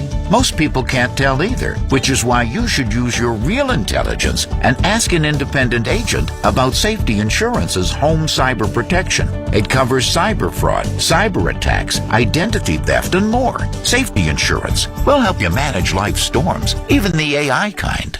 Town Fair Tire is New England's largest volume discount tire dealer with over 100 locations. So we sell Michelin tires for the guaranteed lowest price. Like Michelin tires with all-season capabilities and maximum performance. Plus, Town Fair will give you more free services for life on your Michelin tires for longer tread life and reliable traction in both wet and dry conditions. For the guaranteed lowest price on Michelin tires, nobody beats Town Fair Tire. Nobody! Name brands at discount prices. Town Fair Tire. We are seeing green for St. Patty's Day with the classic Mint Oreo Blizzard treat. Grab yours today at DQ, only at participating locations. Happy taste good. This Bosch 2-in-1 impact driver rules. Oh, yeah! That couldn't have been. Macho Man Randy Savage indeed. Yeah, a.k.a. you're in a Bosch. I'm a macho manifestation of that feeling you get when you use that 2-in-1 impact driver. Oh, yeah? Nah, say it with your chest, brother. Oh, yeah! Oh, yeah! We'll work on that. The more you Bosch, the more you feel like a Bosch. Back here at TD Garden, where the Bruins have a 2-0 lead over the Toronto Maple Leafs, alongside Bob Beers, I'm Ryan Johnston. We wanted to take some time here in our first intermission to talk about some of the storylines coming out of the press conference that Don Sweeney held on Sunday morning, and talking about the upcoming trade deadline in particular. and his approach, which is going to be a lot different than we've seen in recent years. Historically, we've been pretty aggressive. When our team's been in a position, I think we'll take a much more cautious approach as we approach the deadline. That being said, if there are opportunities to improve our team now and certainly moving forward, whether that's positional shifts or other teams are trying to identify that we may have a strength at, we will look at all opportunities. I think he's in one of the tougher spots, and he's not alone. There's other gems in the same spot. Do you believe in a team and try to add and try to get yourself into the playoffs, or do you and it doesn't mean you don't make the playoffs if you make some trades. So, you've got some pending unrestricted free agents. You've got pending restricted free agents. And you might not stop there. If you do make some changes, you've got other players who would be valuable to other teams. Good players. Maybe you aren't having the years that you hoped that they would have, and that's kind of paraphrasing what he said. And we kind of know who they are. That would they benefit from a change of scenery? Would they help a playoff team? Would they be better slotted as opposed to maybe where they're slotted now? They could be slotted a little bit further down the lineup to a playoff or a Stanley Cup contender. So I think there's a lot of balls in motion right now, and I'm sure he didn't shy away from. There's going to be a lot of phone calls made here in the next little while, and but he's in a tough spot of whether to add, whether to subtract, and how you handle things coming up. Can you replenish the draft picks? And you've started to do that already, but replenish some of those draft picks, get some more prospects into the system, and how do you go about that? How do you best go about that moving forward? And anything he does is going to be with an eye on the longer term than it is about the right now. That's I would clear. hope so. Yeah, I would hope so. But at the same time, it's you get a team that all of a sudden wins 3 in a row, 4 in a row, heading into the playoff or heading into the trade deadline, and do you get fooled by that, or is it the real team? Right. And so. My thing is like they've had a big enough sample size up until this point of the season that you kind of have an idea of what they are, and unless they can prove you different here in the short term, I don't know. Well, and certainly what's going against them is the injury to Charlie McAvoy during the Four Nations, and now this news that Hampus Lindholm unlikely to return this season. Hampus, unfortunately, is unlikely to return for the rest of the season. As everybody knows, he had a significant knee injury, fractured his patella, had surgery. He's going to have a follow-up next week to remove a little bit of the hardware because it created some irritation as he was going through the rehab. Yeah, that's the whole topper, right? Not only you're without Lindholm, which you've been without most of the year, he's your number 2 defenseman. And how effective would he have been coming back after missing all that time and the major injury that he had? Sure. He was skating, obviously done now. And then McAvoy. And, Don Sweeney didn't want to put a timeline on it, but I'm sure he has a pretty good idea. You're missing your top 2 defensemen. Yeah. That's a big hill to climb without those 2 in there. Well, and now they have to take a look at the lens of, as you said, free agents, both unrestricted and restricted. Let's start with the captain, Brad Marchand. That's always been my ultimate goal. We've been in negotiations with Brad and communicating with him throughout the year. We'll have to have a conversation now that Four Nations is over and sit down with Brad and his representatives and have a clearer path in the next 2 weeks as to what his final outcome will be. But what about the other free agents? Will they potentially have contracts before the deadline is done? Everybody's a little bit in the same boat at this point in time that it's unlikely that we'll move forward with things other than maybe Brad's, but you never know because obviously it takes one phone call and things change around. That was a telling remark for me. I don't know, maybe I'm overblowing it, but they're not going to have talks with anybody except Brad right now, for Brad Marchand right now, with any of the free agents, and we said there's some unrestricted and some restricted. I think that gives you a pretty good indication of what direction they might go. The restricted ones, maybe you find some common ground and you work something out from the off season. And who knows? Like you said, things can change in a hurry. So we'll keep an eye on it, but not much more time. Just over a week. And when you're talking about the unrestricted free agents, you got Marchand, Frederick, Brazo, Koepke, Wotherspoon, Callahan, all on that list. The restricted free agents include Geekie, Beecher, Wallstrom, and Lohrei. So there's a lot of this roster that's very much in flux, and doesn't sound like they will have deals in time for the deadline. So who knows what that means for the future of any of those players beyond next Friday. Bruins have a 2-0 lead here over the Toronto Maple Leafs after one period of play at TD Garden. David Pasternak's 29th goal of the year from Mason Lohrei and Pavel Zacha, 29 seconds into that first period. And then Brad Marchand with a power play goal from Pasternak and Mason Lohrei at 13:59 to make it 2-0. The Bruins very nearly added one in the final seconds of that period. But it's a 2-0 lead over Toronto after one. We'll get a check of the Sports Hub headlines with Joe Murray as our first intermission continues on the 98.5 The Sports Hub Bruins Radio Network, driven by the versatile Honda CR-V at your local Honda dealer. I'm Katie Nolan, and I have a new podcast called Casuals. It's a podcast for people who like sports a normal amount. Casuals is a twice-a-week hang with me and my friends from across comedy, sports, and entertainment, where we talk about all the funny, weird, interesting stuff happening in and around the world of sports. So whether you're a diehard fan or just vaguely sports curious, Casuals is the podcast for you. You can find Casuals on the SiriusXM app, Pandora, or wherever you get your podcasts. And don't forget to follow the show so you never miss an episode. Give it a try. What's the worst that could happen? Hear every note of U2's epic journey from their post-punk roots in the streets of Dublin to groundbreaking live experiences around the globe. Plus, exclusive commentary from rock's most dynamic band. U2 doesn't have a genre because it's in that discovery of new territory that we come alive. U2 X Radio, Channel 32, and at home with the SiriusXM app on your phone, computer, Alexa, TV, or other internet-connected devices. Hockey 24/7 on Sirius XM NHL Network Radio. Playing in the Four Nations face-off for Team USA, Connor Hellebuck. How do you feel about getting a chance to play for USA? The type of hockey it's going to be fun. There's going to be some high-pressure games. You're going to be putting your country's jersey on. You're representing your country. I think we're going to have a great fan base around us, and I'm really looking forward to what it brings. Sirius XM NHL Network Radio. Sirius XM 91. And on your schedule with the Sirius XM app. Big names are on NHL Network Radio. Devils head coach Sheldon Keefe, you decided to jump right back into it. New Jersey Devils reached out really within an hour or so of the news coming out of me being let go. And the more I got to know Tom and his vision for the team and seeing the situation, it was a tremendous opportunity that I couldn't let pass by. Sirius XM NHL Network Radio. Sirius XM 91 and the Sirius XM app. The biggest names in the game. Trying to get behind Ristolainen, walks in, put it between his legs, shoots it, score! NHL play-by-play on Sirius XM. Sports Hub headlines. All right, taking a look around scores on the ice tonight. Right now, after one period, Anaheim leads Buffalo 1-0. Also, the Canadiens have a 2-0 lead right now over Carolina. It's the Flyers 2, Penguins 0. Flames out to a 2-0 lead, while Columbus leads Dallas 2-1. Two games underway right now. No score between Tampa Bay and Edmonton. And the Rangers and Islanders, they are tied at 1 with 8 minutes to go in the first period. Later on tonight, Blues and Kraken. Nashville hosts the Panthers.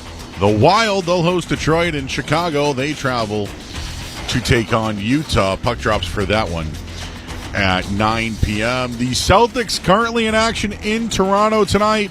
They lead the Raptors 54-48 just before the game started. Kristaps Porzingis left the game, or never really played. He was doubtful for it tonight with an illness.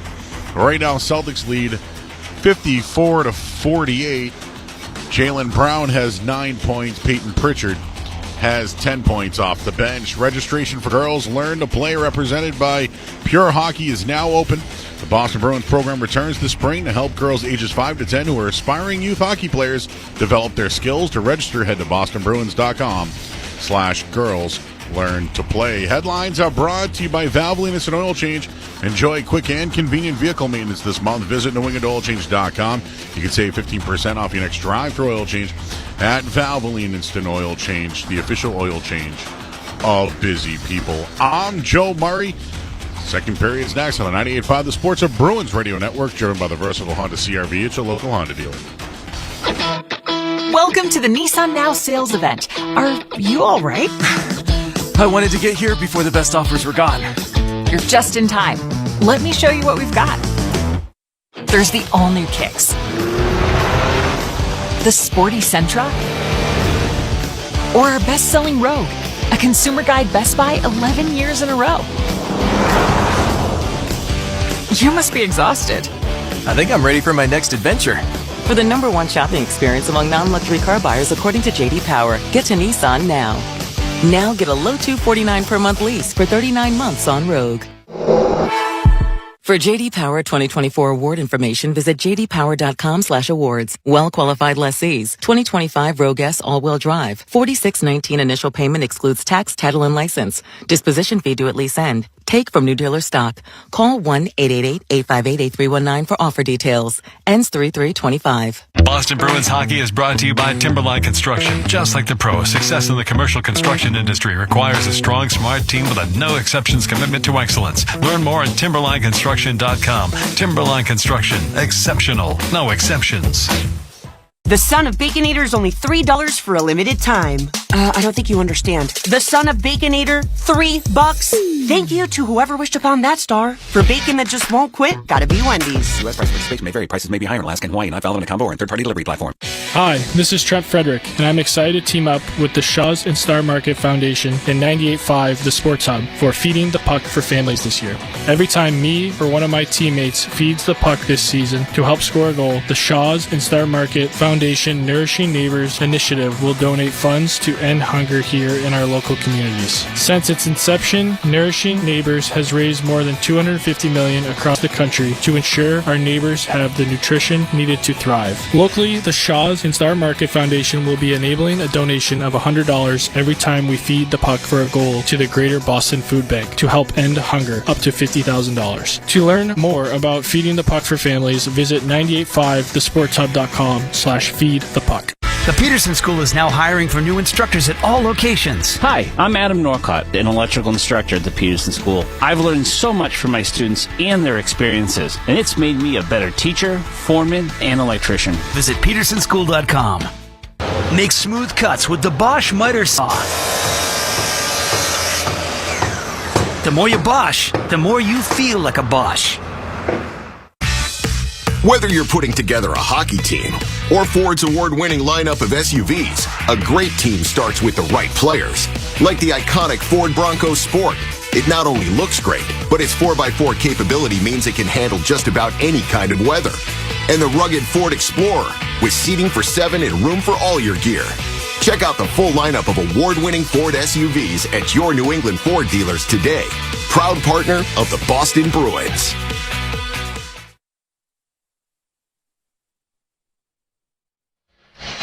Let's pause 10 seconds for station identification across the 98.5 The Sports Hub Bruins Radio Network. The world's greatest coverage. Taves, 3-on-1. Taves, Lee, scores! Sirius XM NHL Network Radio. 2-0, the Bruins have the lead over the Toronto Maple Leafs after one. We're joined downstairs by Pavel Zacha. Pav, tell me a little bit about the start and that first goal less than 30 seconds in as you guys got the jump here on Toronto. Yeah, I think it's, we were talking about we need really good starts. All these games mean a lot to us, and we just have to, have good starts, winning the puck battles, and always it helps to have a goal to start, but I think we, created momentum even without the goal, and every line's, rolling, so it's good.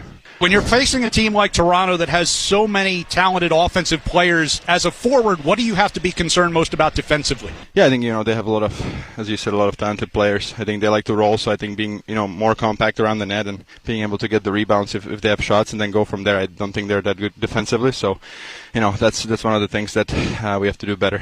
What do you need to do to keep this momentum going to start the second period? I just think it always starts with, winning the puck battles, chipping the pucks in a little bit more simple to neutral zone and then winning those battles. I think if we keep going like this, we have a chance to win. I appreciate the time. Good luck in the second. Thank you. All right, thanks to Pavel Zacha for joining us. He's brought to you by TD Bank. TD Bank cardholders score special benefits at TD Garden, from pro shop discounts and free tours to free popcorn and more. Learn more at the TD Garden website. TD Bank, bank of the Boston Celtics and Bruins. Bruins up by a pair as we start the second period. Boston will be going from right to left on offense here in period number 2. They outshot the Leafs 15-8 in that first period. Morgan Geekie will take the opening faceoff here against Tavares, and Tavares wins the draw. Off the far boards, Holmberg will sweep one into the Bruins zone. Lorai goes behind the net. Off the near wall, And it's Zacha pushing it forward. Held in at the blue line by Holmberg, but cleared out again by Lohrei, who had a pair of assists in that first period. Off the near side boards, McCabe will play it into open ice for Benoit. Skating up through neutral ice, carries across the Boston line. Puck thrown wide of the net by Holmberg. It'll come around the near side. Zacha gives to Pasternak coming across the red line. Trying to get it back to the left side for Zacha. It was blocked, taken by Benoit, and he turns it back up ice for Toronto. Pass angled behind Nylander. Batted back forward by Lohrei. Now it hits Marchand, and he's got it in the Toronto zone, wrestling with Riley as they go down to the end wall. Matthews takes a free puck, goes around behind the net. Tangled up in front of the Bruins bench by Elias Lindholm. Pasternak will push it down the right wing wall. Marchand giving chase, but Riley got to it first. It'll come around the near side. Marchand and Matthews collide. And the puck comes out toward Marner near the red line. Ekman-Larsson will drive one into the Boston zone. Took a funny hop. Swayman had gone behind the net to play the puck. Instead, it came toward his crease. Yeah, the puck was dumped in. It might have gone off of a stanchion or it went off of a stick. Swayman had to scramble back between the pipes before it got there along the near side boards. And Marchand just got wiped out by Domi. Domi flips the puck back to Timmins for a shot that directs up and over Swayman's net. Near side corner, Zadorov lifting one up the boards, knocked down by Domi, but he did so with a high stick. Marchand giving the referee an earful right now. I don't know how many people saw that, but Domi knocked him right down, and that a couple of guys were battling for the puck. A minute 39 gone in this second period. A little cross check to the ribs. Yeah. It wasn't very far away. Where was the back referee on that one? Wasn't very far away from the puck. Missed that one. Yeah. So unlike a Domi to do something like that, too. Puck chipped down into the Boston zone by Patra, and Stolars went behind the net. Puck nearly got away from him as Wallstrom was coming his way. Took his eyes off of it, and it took a funny bounce. Ekman-Larsson sends it for McMahon back through the neutral ice, but it'll be right onto the stick of Callahan, just inside the Boston blue line. Patra will chip it around Ekman-Larsson and deep into the Toronto zone. Riley spun it around the far boards. Domi waiting for it over there. He got it up into neutral ice, knocked out in midair with a high stick by Patra, and then Ekman-Larsson gave him a shot at the whistle, and Patra Frederick's coming after. Back. Is that Domi he's going after in front of the bench? I hope so. Yeah, he's got him bent up over the Leafs, in front of the Leafs bench. Ekman-Larsson and Patra's a big size mismatch. Ekman-Larsson's not the toughest guy, but that's a big size mismatch. Wotherspoon got in there and took Patra's place, get in Ekman-Larsson's face. 11 Toronto, minor penalty, cross-checking. They're going to get Domi for a cross-check now. Getting somebody for it. That's him. So the Bruins, it looks like, going to go back to the power play. 2:10 gone in this second period. Oh, you missed the first one, but you got that one, I guess. Was it the cross-check after the whistle on Frederick getting up high? Not really sure. Might have been. Yeah. So Domi to the box. Power play brought to you by Bosch Tools. Engineered for efficiency, comfort, and ease. Bosch Power Tools are built to keep workers going at full strength. Bosch Power Tools, what hard workers deserve. Or was it on Patra? Is that what started the whole thing? Either way. Bruins 1-for-1 on the power play in the first period. Go to work here again. Up by 2 in the game. Face off in the offensive zone. Again, Geekie joins the first power play unit here. As Pasternak from the top of the right circle with the shot. Long rebound. Geekie threw one back at the net. Kicked back toward him. He'll deal it back toward Lohrei at the point. On to Pasternak, right circle. Set one across just behind Geekie. Gets it off the carom. Center blue line, Lohrei trades it with Geekie. Geekie gets pressured by Marner, spins it down low to Marchand. Marchand to the back of the net, looking for Pasternak, picked off by Matthews, and he clears. Geekie playing with a lot of confidence right now, right? I mean, he had those chances late in the first period. Wish he could have potted one of those, but at that time he's in the left wing circle. Makes a nice play, looking off some of the pressure that he's got down low. He's got 8 goals in his last 12 games, and he could have quite a few more than that. Puck dumped down ice. Swayman sets it up for Lohrei. Bruins moving right to left. Lohrei is to Pasternak cutting out of the zone. Carries through the neutral ice. Flips it off to the right side. Elias Lindholm Double teamed along the far boards. Got it to Pasternak and rimmed around the near side for Geekie. Tried to get it back to Lorai. It was blocked, but Lindholm is there. Gets it over to the far side again to Pasternak. Right circle. Sent one across. Geekie was cocked and ready, but Kampf got a stick on the puck. Lorai to Pasternak now with the right circle. Down low to Marchand. In front looking for Geekie again. That one cut off and spun around the far boards, but kept alive by Pasternak. Elias Lindholm kicks a pass onto his stick. Ridden into the far wall by Kampf, who goes down. And Ekman Larsson able to swat the puck all the way down ice. 25 to go in the power play as Lorai circles back behind Swayman and picks up the puck. Brings it out toward his own blue line. Gets around Marner, fighting his way through neutral ice. Puck slipped away from him. It'll be played off the near boards by McCabe into the neutral zone. Marner to Riley and across the Boston line. Patra back to make the defensive play and take it away. Riley's got a couple goals against the Bruins this season. Brought through the neutral zone here by Patra. Frederick reaching out to try and get that puck into the corner against McCabe. Good hit Power by play comes McCabe. to an end. Good hit by McCabe. Trent Fredrickson, I don't know if it's his skate blade. He's limping as he's going off the ice. Naka blocks a Domi pass inside the Boston zone. Frederick gets back to the bench and gets replaced. Timmons just outside the Boston blue line. Patra able to get one away from Nylander and drop it back. That's not a skate blade for Frederick because he wouldn't have been able to get to the bench like that. He's getting looked at right now.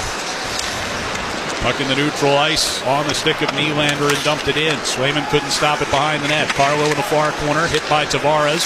Puck to Benoit at the point. Shot redirected off of Zadorov in front. Swayman catches it out of the air and hangs on. Yeah, all in all, pretty good power play for the Bruins. You know, Pasternak is looking. He's normally he's in the left wing circle, right? So now they move him over to the right wing circle, and that's kind of interchangeable. But they're going to see what that looks like.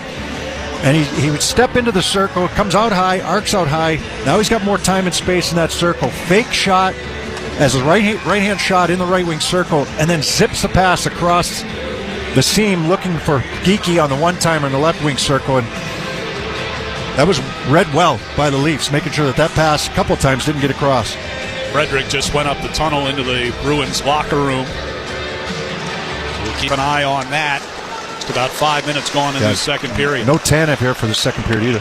Shot save made by Swayman. Rebound sat loose in front, and Koepke got tripped up going for it. And the Bruins are going to go back to the power play as Kastelik and Ekman Larsson collide at center ice. And Kastelik has some words for him and a few shoves. And now Koepke and Holmberg see some tempers flaring as well. Well, Toronto's not happy, right? They're down 2-0, and now things start to pick up a little bit.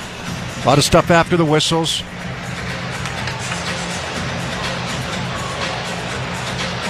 Kastelik saying, "Oh, you're tough when Patra was in front of you." Little different.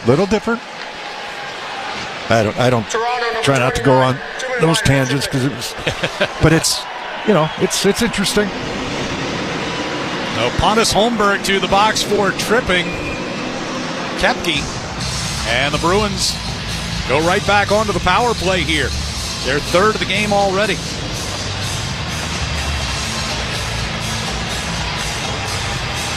Well, they've scored on one, and they had a good-looking power play in the second one. Let's see if they convert on this one. Yeah, Marchand take that puck stronger than that, tried to make that pass backdoor to Geekie. We talked about Pasternak trying to find Geekie in the left wing circle. Off the draw, came right to Geekie, and he whistled one just over the crossbar. Benoit wraps it up the far boards, held in by Pasternak out of the blue line. Steps it down to the top of the circle. Got it down low to Marchand off of Stolarz. And it'll be cleared off the near boards around Lorai. Marner takes a dive, gets the call. As Pasternak touches the puck back in the Bruins zone, they're going to call it a cross-check against Mason Lorai, and that'll kill the last minute 38 of the power play.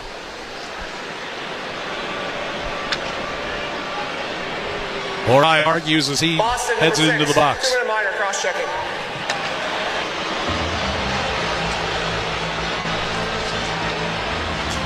Yeah, Marner pushing this puck around him. Lorai, well, just listen to the fans' reaction. Come on. Mitch Marner would be a little stronger on his skates than that. Well, he embellishes, there's no question, and you got the Leafs arguing one way, and yeah. It's not I'll say that it was not a cross check. So it's 4-on-4 here for a little over 90 seconds. The fans will paint the picture for you on that one. Riley pass off to the left side for Nylander. Nylander working against Peak out of the far corner, brings it out toward the blue line, wheels it over to Ekman Larsson at the right point, pressured by Zacha, keeps the puck in the zone. Matthews just inside the blue line, high slot for Nylander, wheels it toward the left wing circle, brings it back in front for Matthews. A shot, save made by Swayman, and Zadorov's got the free puck.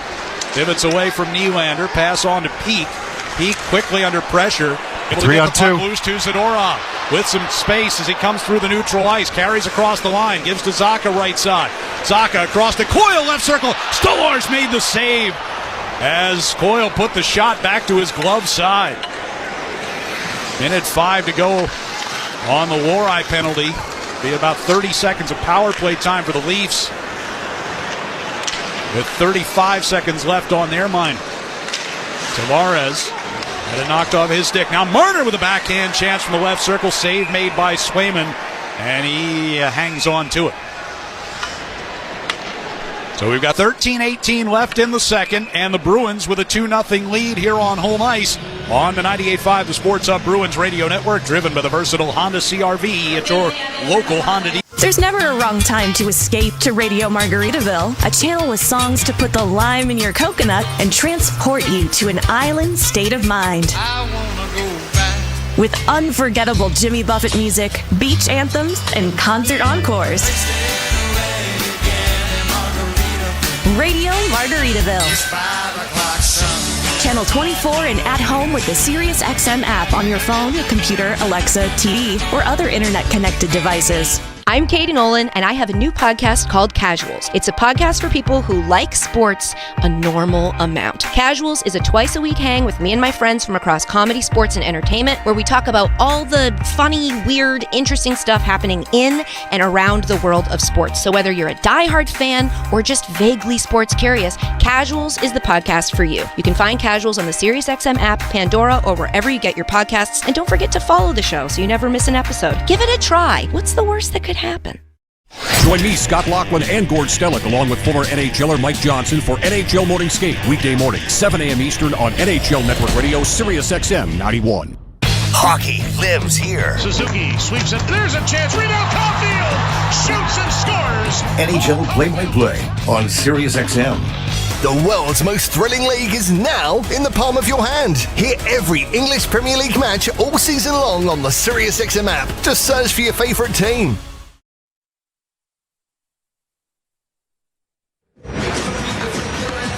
$13-18 left in the second period, and the Bruins with a 2-0 lead. The Maple Leafs have announced that defenseman Chris Tanev will not return to tonight's game with an upper body injury suffered early in that first period when he took a hit from Johnny Beecher. And we still have not seen Trent Frederick return since he went to the locker room. It was low. It was his left. He got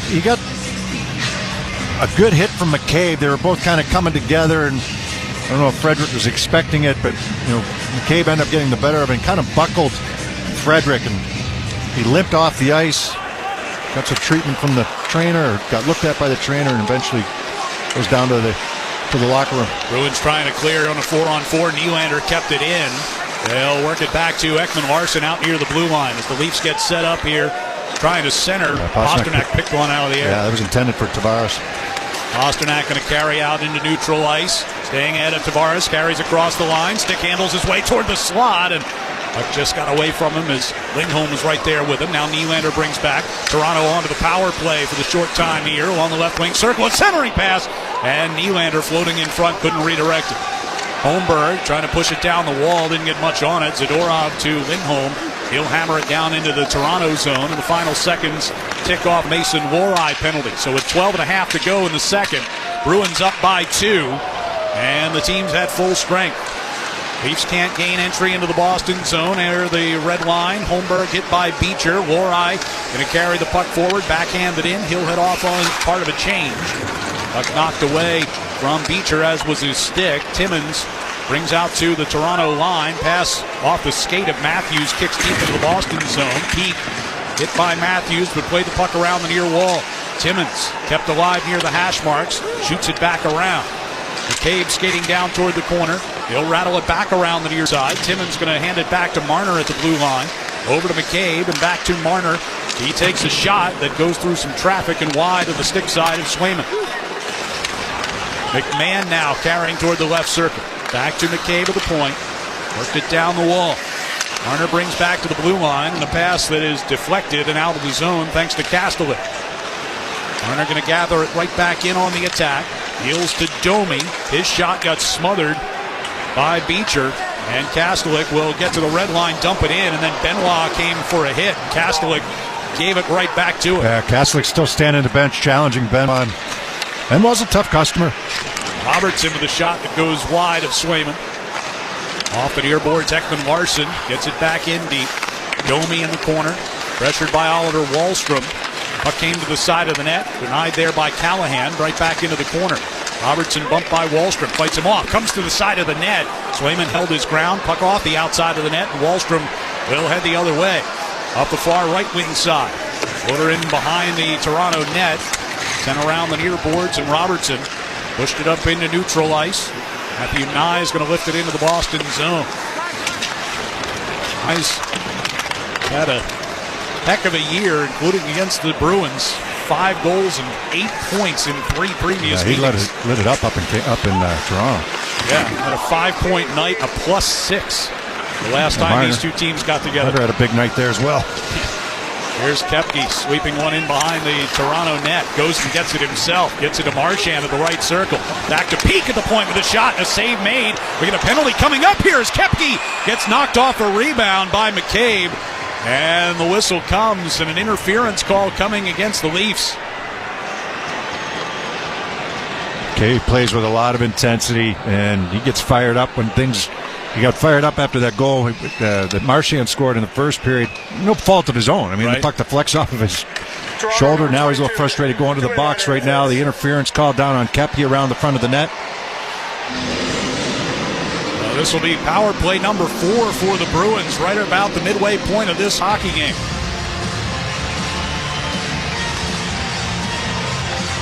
Scored on 1 back in the first period. That was Marchand's goal. As we've mentioned a couple of times tonight, with Geekie joining this first power play unit, things have looked a little different, a little crisper. Well, so far it has. I mean, they scored once. They had some chances. Here's Marchand, tic-tac-toe. Geekie scores! Off the rebound, they got it to Geekie, and he fires it home. It's 3-0. We've been preaching all year long to use the bumper, but it's got to be quick puck movement in order to do it. Lindholm's been good on the draws. Their power play goal in the first period was because he wins a face-off and the Bruins have possession. He wins this face-off, the Bruins have possession. They're going to go quick down to Marchand, and it's just going to be a one-touch pass to Lindholm, who gets lost right at the right wing hash mark. Stolars makes a good save, but it comes right to Geekie in the left wing circle. So Pastrnak down to Marchand, one-touch pass to Lindholm. He gets a good shot away. It's a nice save. He can't control that rebound. He's got to, first things first, you got to stop the puck, and it's a bang-bang play, and we just have not used that play enough. We used to see it all the time with 37 in there in Bergeron, but here's a giveaway right in front of the Toronto net, and just out of Zacha's reach as Geekie tried to get it to him, coming down the left side of the crease. Nylander gets it to Tavares. He shoots it wide of Swayman off the near boards at an angle out of the zone. Pastrnak through the neutral ice. Overshot Geekie with that pass, and the puck bounces off of Zacha and goes into the Bruins bench for a stoppage.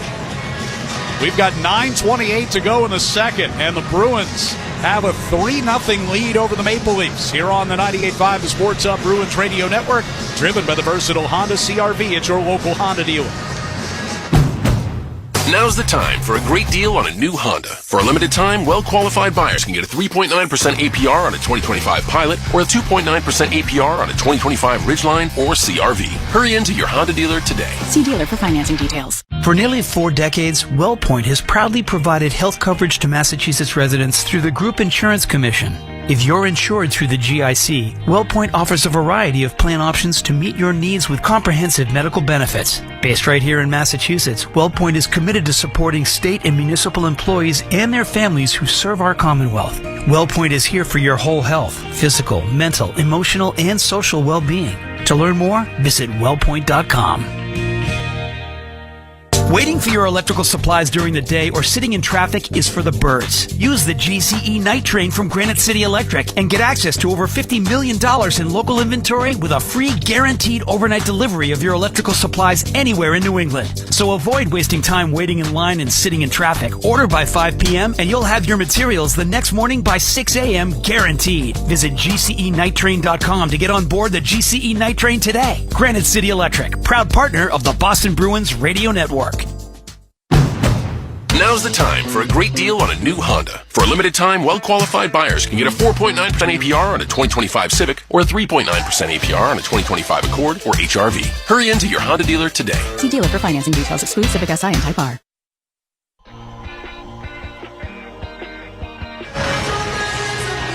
Bruins have a 3-0 lead. Morgan Geeky's power play goal from Elias Lindholm and Brad Marchand is our delivery of the game, delivered by Granite City Electric's GCE Night Train. Electrical contractors, get on board the GCE Night Train. Order your materials to be delivered overnight to the job site the following morning and save time and money. Go to GCEnighttrain.com to order. Bruins are 2 for 4 on the power play in this game. 4th time this season that the Bruins are 2 for 4. Last time was against the Rangers not that long ago in a 6-3 win. But lifted out into neutral ice here and batted past Parker Wotherspoon. Callahan skates back to get it in the Bruins zone. Sends it around the near boards. Wallstrom got caved in by McCabe along the near wall. The puck came out of the zone. Comes back in, but Callahan and Wotherspoon right there. Wotherspoon plays it off the far boards and out toward the red line. Lorentz knocked it down. Comes back to Wotherspoon, on to Callahan. And now for Wallstrom, tapping it around McCabe. Padre trying to get in front of Lorentz to get that puck, does, but Steves to take away on the near boards. Camp got bumped off his stride by Marchand. Steves will move it into the Boston zone, but stood up by Wotherspoon at the blue line. And right back out toward the red. Steves going to drive it back in again, partially blocked. Coyle gets to it in the corner first. 8:35 to go here in the second period. Bruins with a 3-0 lead. Long pass finds Marchand just inside the Toronto blue line. Marchand deals it around Ekman Larson to the back of the net. Lindholm got knocked off balance by Riley. Puck batted back his way, though, and centering pass looking for Coyle was broken up. Ekman Larson and Lindholm battling into the far circle. Lindholm comes away with the puck. Centers one for Coyle. Coyle, surrounded by white sweaters, backs off. Deals it down the boards for Lindholm behind the net. Now Marchand in the near corner. To Zadorov at the point. His shot got blocked by Nyes, kept alive by Coyle. Zadorov throws one through the slot, but tipped by Domi and taken by Riley. And out of the zone it goes. Jump in by Matthew Nyes. Nyes pressuring behind the net against Zadorov. Got one out in front. Matthews was out there, but knocked away from him. The Bruins clear it. These will come back in their own zone to retrieve the puck. With McCabe sending a long pass into the neutral ice. Poke check by Lohrei. Glove down by Marner. Skating into the right wing circle. Lohrei got a piece of a pass, but Leafs keep it alive. Marner walks it along the blue line. Has it taken away by Pasternak. Pasternak racing Marner up ice. Goes right to the net. And Stolar stays with him, as did Marner. Now a chance from the right circle by Geeky. And Stolars holds that one. Now Marner gave that puck away, but he's able to get back and bother Pasternak enough without taking a penalty. Pasternak kind of reaching out with his hand. I think it's a good non-call, right? It just, Marner does everything he's supposed to do. He tries to go for the big kind of sweep check, reaching in on Pasternak, and Pasternak trying to fend him off with the right arm. I don't think it was Marner's giveaway. The pass was intended for him, and it was Pasternak who was able to get going from his own blue line end. Face off in the offensive zone here for Geeky with 7:17 to go in the second. Puck will come out of the zone. Peak gets it to Zaka, and back deep it goes. Stolars comes out of the net, stops it, shoots it around the far glass. It'll be held by Peak at the right point. Zaka along the far wall, rink-wide pass. Pasternak in front, redirected toward the net by Geekie. Pasternak along the near side boards. Nylander a takeaway, got it out. Tavares brings it through the neutral ice. Riley chipped it toward the far corner. Tavares pass there by Lori. It'll come back toward the near corner. Leafs maintain possession. Nylander sends one toward the slot. Geekie in position to keep it away from Tavares, and Pasternak will get it down into the Toronto zone as he runs into Holmberg. Bruins getting some changes done here. Leafs coming back the other way. Holmberg just inside the Boston line, trying to get it to Benoit. In the far corner, he battles with Wotherspoon, diving to poke check that puck. And the puck gets shot up and into the netting, out of play. It's hockey season's the perfect time to replace your old boiler with a new Peerless boiler. Don't wait until you have no heat. Go to PeerlessBoilers.com for a dealer near you. And remember, Peerless Boilers, the world's best built boilers. Homestand comes to an end on Thursday night.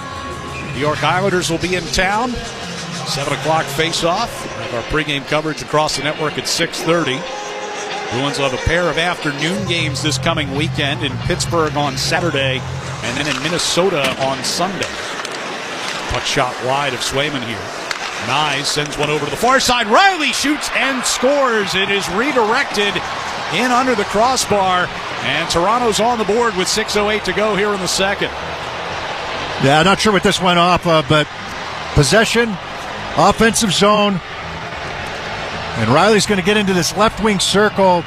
We already mentioned he's got a couple against the Bruins this year. This is his third against Boston. Nice pass by Nyes, cross ice. Riley rips this puck, and I think it went off of a Bruins defenseman. Robertson was out front, so hard to tell who that hit. Wotherspoon maybe? Yeah. Shot maybe going wide. Yeah, it kind of goes off of his leg. And then nothing Swayman can do there. Robertson and Wotherspoon battling in front. Wotherspoon keeping him from the front of the net to allow Swayman to see that shot, but unfortunate bounce. It goes off the leg and in.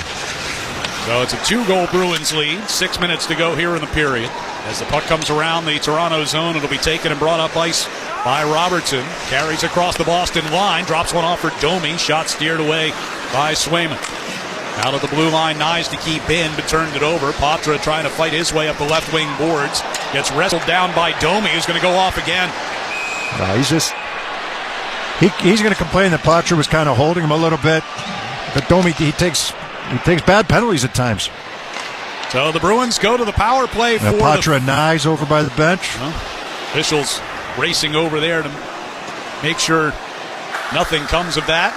11 Toronto, 2 minutes left. But the Bruins will have their 5th power play of the game when we come back. 5:39 to go in the second. They lead it 3-1 on the 98.5 The Sports Hub Bruins Radio Network, driven by the versatile Honda CR-V at your local Honda dealer.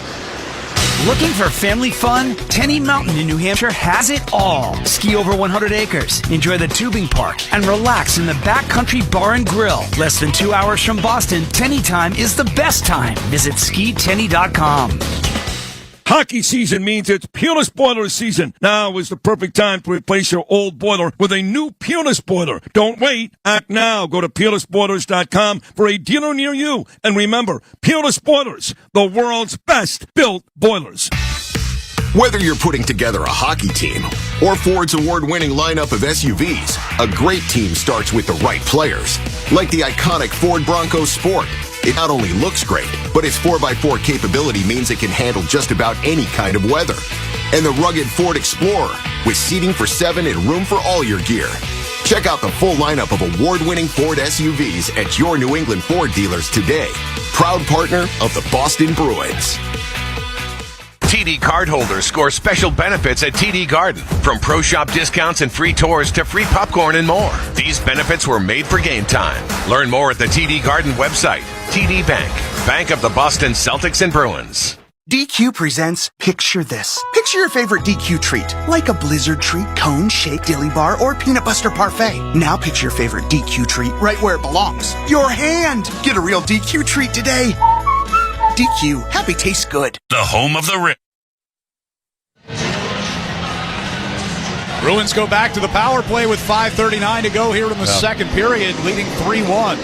controlled rage by the scary Craig Berube over on the bench. It's not much from Domi, and I get it. Why he's upset.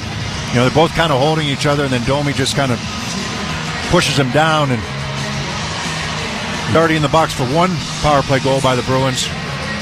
Opportunity to score their 3 power play goals in a game for the first time this season. It would be a first for the Leafs, giving up 3 power play goals as well. They've given up a pair now 7 times this year. As Lohrei sets up for Pastrnak. Down low to Marchand. Out of the right corner. Gives over to that far circle for Pastrnak. He backhands it up to the top of the circle for Lindholm. Now into the corner again, Pastrnak. Center blue line, it comes to Lohrei. Lohrei misfired on a pass attempt. Lorentz has a breakaway and now has Camp coming with him. Lorentz right down the slot. Took the shot. Saved by Swayman. He'll cover the puck. Mark that one down with 5:14 to go here in the second. Power play's been good. Lohrai's been a good factor here. He had that great pass to Pastrnak. He's been involved in a good way offensively. He needs to just shake that off. Fans on a pass. He's got Geeky wide open in the left wing circle. He wants to go there with it. Off the heel of his stick. Maybe change his mind at the last second. And Lorentz has this chance coming in on Swayman. Swayman not only makes a save, keeps the puck right in front of him. Face off in the defensive zone here. 9-1 for Lindholm so far in the face-off circle. I saw it was 8-1. He just won that last draw. The 2 power play goals they've scored because he wins the draw in the offensive zone and they have possession of the puck right away. He wins this one as well from Matthews. He's owned Matthews. This is Pastrnak coming to the red line. Dumps it in. Stolarz went to stop it. Could not. Comes around the near side. Marchand tried to poke it back toward Lohrei at the point. It's taken away. And Marner brings it up ice shorthanded. Down the right circle. Sends one in front off of Swayman. He was looking for Matthews' back door. Marchand headed the other way in a hurry. Geeky tried to get it back to Marchand. Knocked away from him by Timmins. Marchand's got it inside the zone, though. Gives over to Charlie Coyle at the right circle. Off the far wall to Marchand. He pivots away from Marner's pressure. Now Marner gets a piece of a pass and steals it, brings it out of the zone with 52 to go on the power play. Lost coming through the neutral ice, and now Timmins rocketed one. Marner ducking out of the way. That one coming head high at him. Bruins try to settle things down here with 38 to go on the man advantage. Second unit out there, chipped in deep here by Coyle. Zacha, Patra in the far corner. Coyle as well. Coyle blocked a clearing effort. Wrestling in there against Camp. Cave trying to dig it free. It'll come back to Wotherspoon at the right point. Wotherspoon deals back on that right side of Patra. Tried to shoot. Lorentz denied that. Coyle to Wallstrom. Can't find the handle. Kicks it onto his stick. Zacha got it back across. Here's Patra. Winding. Firing. Just wide. 7 to go on the power play. Wotherspoon now with the left point. Patra, top of the right circle. Another shot in and out of Stolar's glove. Lorentz rockets it off the far boards and all the way down as Domi comes out of the box. So the Bruins now 2 out of 5 in the man advantage. We got 3.5 to go in the second. And Boston up 3-1. Stolarz stops a dump in behind the net. Around the near side, it'll come to Nylander. Finds Riley stepping out of the Toronto zone. Brings it through neutral ice into the middle for Domi. Knocked away. Nylander off the near wall. Rims it around to the far side. Riley misplayed and forced out of the zone by Beecher, who bats it ahead, but back over to Riley inside Toronto territory. Nylander pivots back into his own zone. Picking up some speed as he comes to his own blue line, but bumped off the puck by Beecher. Now a dump in by Riley out of the near corner. And we get a whistle. 6 guys on the ice for Toronto. Icing. It's a delayed. There was a. Wow. Swayman put his arm up to indicate an ice that he thought was icing, and it was a very delayed call by the officials. But they're going to call it an icing and move the face-off into the Toronto end. So, full marks, Bruins have 2 power play goals here today, but just before their first power play goal in the first period.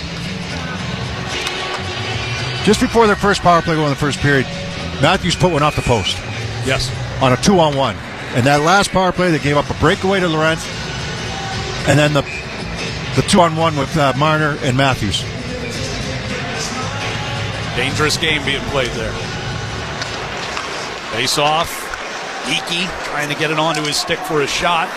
spun down instead. And that's a penalty. That's going to be a penalty as the puck goes out of play off Nyes.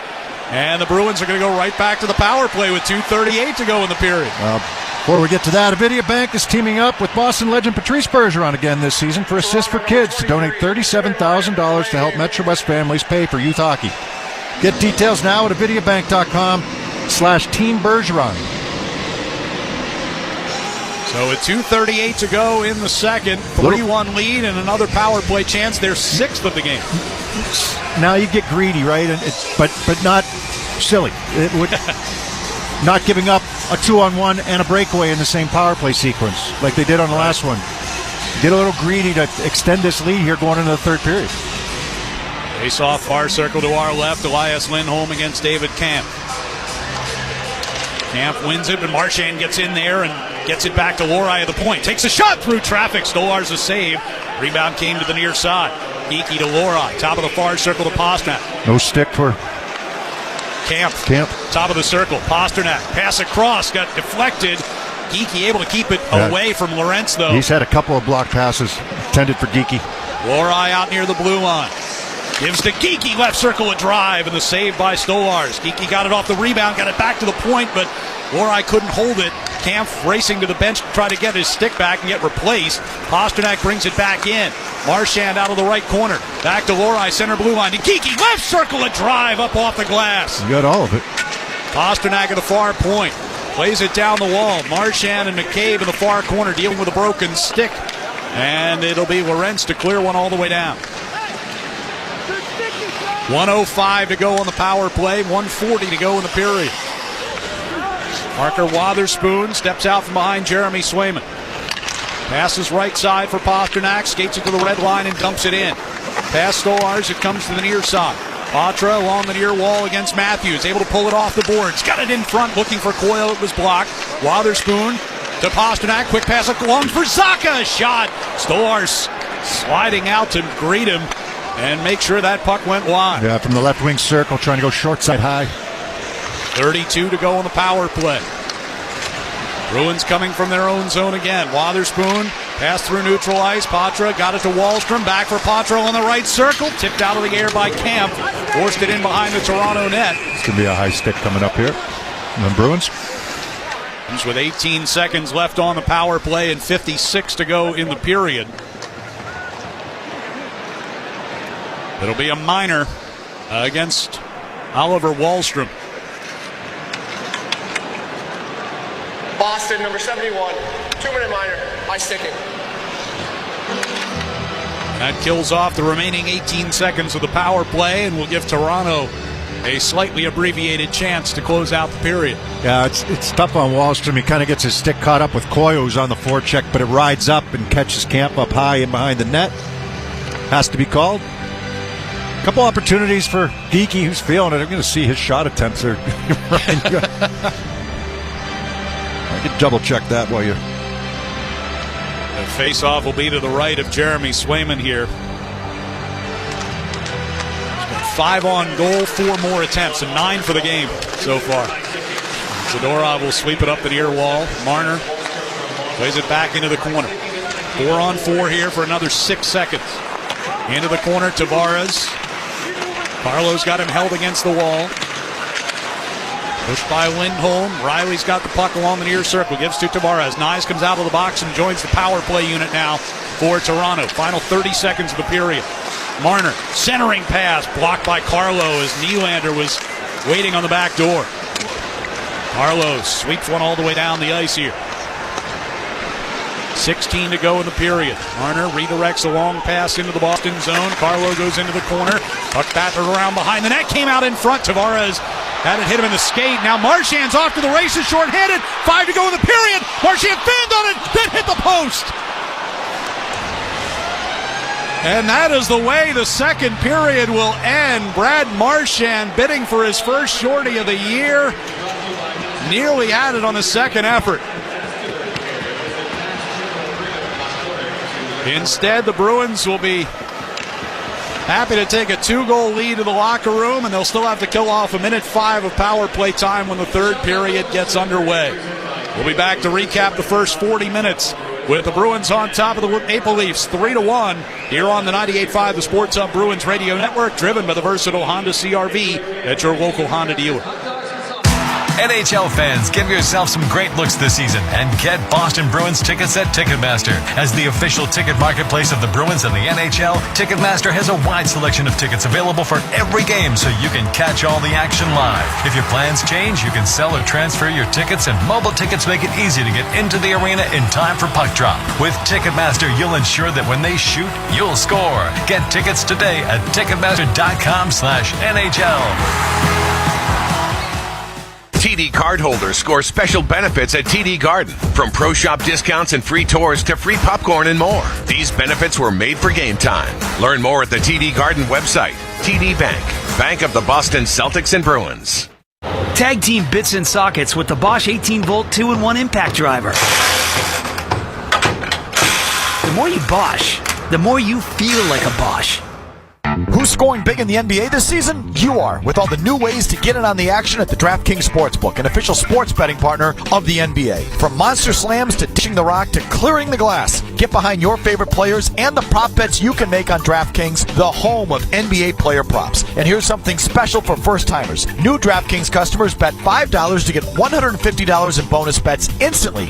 Take it to the rack with the DraftKings Sportsbook. Every point counts. Download the DraftKings Sportsbook app and use code SPORTSHUB. That's code SPORTSHUB for new customers to get $150 in bonus bets when you bet just $5 only on DraftKings. The crown is yours. Hope is here. 800-327-5050 or gamblinghelplinema.org. 21 plus. Play it smart from the start. GameSenseMA.com. Massachusetts only. Eligibility restrictions apply. New customers only. Bonus bets expire 168 hours after issuance. For additional terms and responsible gaming resources, see dkng.co/audio. For nearly 4 decades, WellPoint has proudly provided health coverage to Massachusetts residents through the Group Insurance Commission. If you're insured through the GIC, WellPoint offers a variety of plan options to meet your needs with comprehensive medical benefits. Based right here in Massachusetts, WellPoint is committed to supporting state and municipal employees and their families who serve our Commonwealth. WellPoint is here for your whole health, physical, mental, emotional, and social well-being. To learn more, visit wellpoint.com. The Son of Baconator is only $3 for a limited time. I don't think you understand. The Son of Baconator, $3. Thank you to whoever wished upon that star. For bacon that just won't quit, gotta be Wendy's. U.S. price participation may vary. Prices may be higher in Alaska and Hawaii, not valid in a combo or in third-party delivery platform. Now's the time for a great deal on a new Honda. It's time to take an adventure with rugged capability and commanding style. Check out the Honda Ridgeline, Pilot, or CR-V. For a limited time, well-qualified buyers can get a 3.9% APR on a 2025 Pilot or a 2.9% APR on a 2025 Ridgeline or CR-V. See dealer for financing details. Taken out and cleared ahead by Warriors. Pasternak with the breakaway. He scores! Bruins counter punch right away and grab a 1-0 lead. Pasternak just 29 seconds in. David Pasternak's first period goal, our amazing play presented by Timberline Construction, providing truly exceptional service in construction management, pre-construction, design, build, and due diligence support. Learn more at timberlineconstruction.com. Timberline Construction, exceptional, no exceptions. 2 periods complete here at TD Garden, and the Bruins have a 3-1 lead over the Toronto Maple Leafs. And boy, there have been some other chances on both ends of the ice here that this game could be a much higher scoring game, including Brad Marchand with a shorthanded break there at the end of that second period. He actually fanned on the initial, the puck kind of got away from him. He was kind of deciding what to do, and you know, you have the puck, you've got to go with speed. You know somebody's chasing you, but you also know how much time's left on the clock. There's clocks everywhere, right? You can take a peek and know how much time's left on the clock. I'm wondering. But he ends up losing that puck, gets it back, corrals it, and tries to go short side high from the base of the left wing circle there, and Stolarz is sprawling to his right. Not sure if it caught post or Stolarz made the save. Looked like post. So, yes, could have been a lot different. Could have been a lot different before that. We mentioned the Bruins' power play, which has been the biggest difference in this game because they've got the 2 power play goals, the second and third goal. But they've also given up some really good opportunities. So, first period, just before Marchand scores on his power play goal, Matthews hits the post on a 2-on-1 with Marner that the Bruins had given up. And in the second period, they end up getting power play after power play after power play, and it looked good early, and then it started, and they scored the goal, and then they end up giving up a breakaway to Lorenz, and then you give up another 2-on-1 with Marner carrying the puck, and he's looking for Matthews, holding on to it. The Bruins are hustling back, but it's a 2-on-1, and those are not the guys you want with the puck on their stick. So Swayman makes a save on Lorenz. He also makes the save as Marner was looking for Matthews' back door. He got the pad or the stick on it there before it got to Matthews' back door. So he's been excellent. The only goal that beats him went off the leg of his own defenseman. Geeky, pounding pucks. He's in that left wing circle on the power play. It's looked good most of the time here today. He's made good, smart plays over on that left side. They've tried to get him the puck. Toronto's tried to take it away. That seam pass from right circle over to left circle, but you still have Pasternak as a threat in the right wing circle. But it all starts with Lindholm winning faceoffs.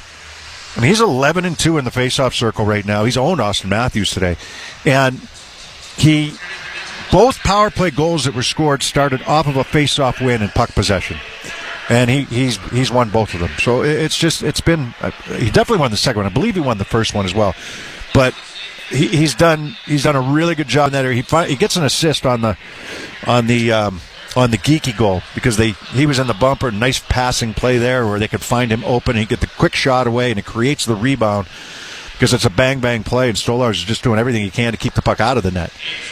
I think 5-on-5, the Bruins have been pretty good defensively today. Right? It's gotten into a special teams game, so you got to win in different ways. But 5-on-5, I think that they've been very good defensively. They've been stingy in that area. They haven't given up a ton of grade A looks. There's been a couple, but not a ton for a potent Toronto offense. But now the trick is, in the last couple of games where they've had a 1-goal lead going in the third period, not the Anaheim game, but the two prior to that, you weren't able to close the deal, and now you've got an opportunity to win a game, and you play well doing it. They've only given up 14 shots so far to this point, right? And I know that they've had a lot of power play, but you see a game like this, there's some emotion in it, there's some intensity in it, there's a little hatred in it. Both teams complaining about some calls. You have, especially Craig Berube, and you have. But the intensity level's up in this game compared to some of the ones that we've seen where you kind of shake your head a little bit. And they play a game like this, they still have to close it out. They play 40 minutes like this, and you say, okay, where are they when throughout maybe not an 82-game schedule, but the majority of the time? You need to see it more often than we have throughout the season. I think so, especially when the stakes get raised a little bit like they are right now. Well, and that's part of... And it's been good today. But it's part of Bruins Leafs, too. I mean, this is a rivalry game, and that's, you would expect that the emotions are going to be a little bit higher tonight, but sometimes you have to be able to create that on your own. Absolutely. If it's not there. Absolutely. Couple of injuries. Frederick did not come back after he went down to the locker room. We have not gotten an update on that yet, but he never came back. And then the Leafs lose a big one in Tanev. He's their best defensive defenseman. He was lost early in the first period, and he kills penalties on that right side. He blocks all those shots from those left wing circles, but he leaves the game early and will not return with an upper body injury. So it's the Bruins 3-1 leaders over Toronto after 2, and our music of the game is brought to you by Live Nation. You got that power over me. Dermot Kennedy presents Mishnach, a festival of Irish music and culture here at TD Garden March 19th. Get tickets now at livenation.com. Joe Murray's got your Sports Hub headlines next on the 98.5 The Sports Hub Bruins Radio Network, driven by the versatile Honda CR-V at your local Honda dealer. The best in MLS play on Sirius XM FC. The beautiful game at its best. First, the Vancouver Whitecaps host the defending champion, LA Galaxy. Joseph Paixel, electric pace! Then, the action shifts to Houston, where the Dynamo duel with Inter Miami. He's in, Messi! It's a show tonight! It's an MLS doubleheader Sunday night at 5 Eastern on Sirius XM FC, 157 in the car, and on the Sirius XM app. I'm Alex Cooper from Call Her Daddy. I have 2 brand new exclusive channels right here on SiriusXM. First, there's Unwell Music, fun, feel-good music for the girls. And Unwell on Air, the best of Unwell and brand new live daily shows with weekly pop-ins from yours truly. Unwell Music on Channel 3 and Unwell on Air on the SiriusXM app. Baseball season's almost here, and MLB Network Radio will get you ready for opening day with a tour of spring training. Hear team previews of all 30 teams as our experts talk with players, managers, and executives shaping the 2025 season. How does your team look? Our team will break it all down. MLB Network Radio's tour of spring training, going on now on SiriusXM Channel 89 and the SiriusXM app. NHL Morning Skate. I think general managers must sit back in their chairs, Gore, and they must say, okay, if we make a coaching change here, chances are that at least for 10 games, we're more than competitive, and we're probably going to win much more than we lose. Coaches are probably yelling an expletive, right? About, whatever, how that particular trend is going. So you're right. So far, it's like perfect. NHL Morning Skate with Scott Laughlin and Gord Stella. Weekdays, 7 a.m. Eastern on NHL Network Radio, SiriusXM 91, and the SiriusXM app.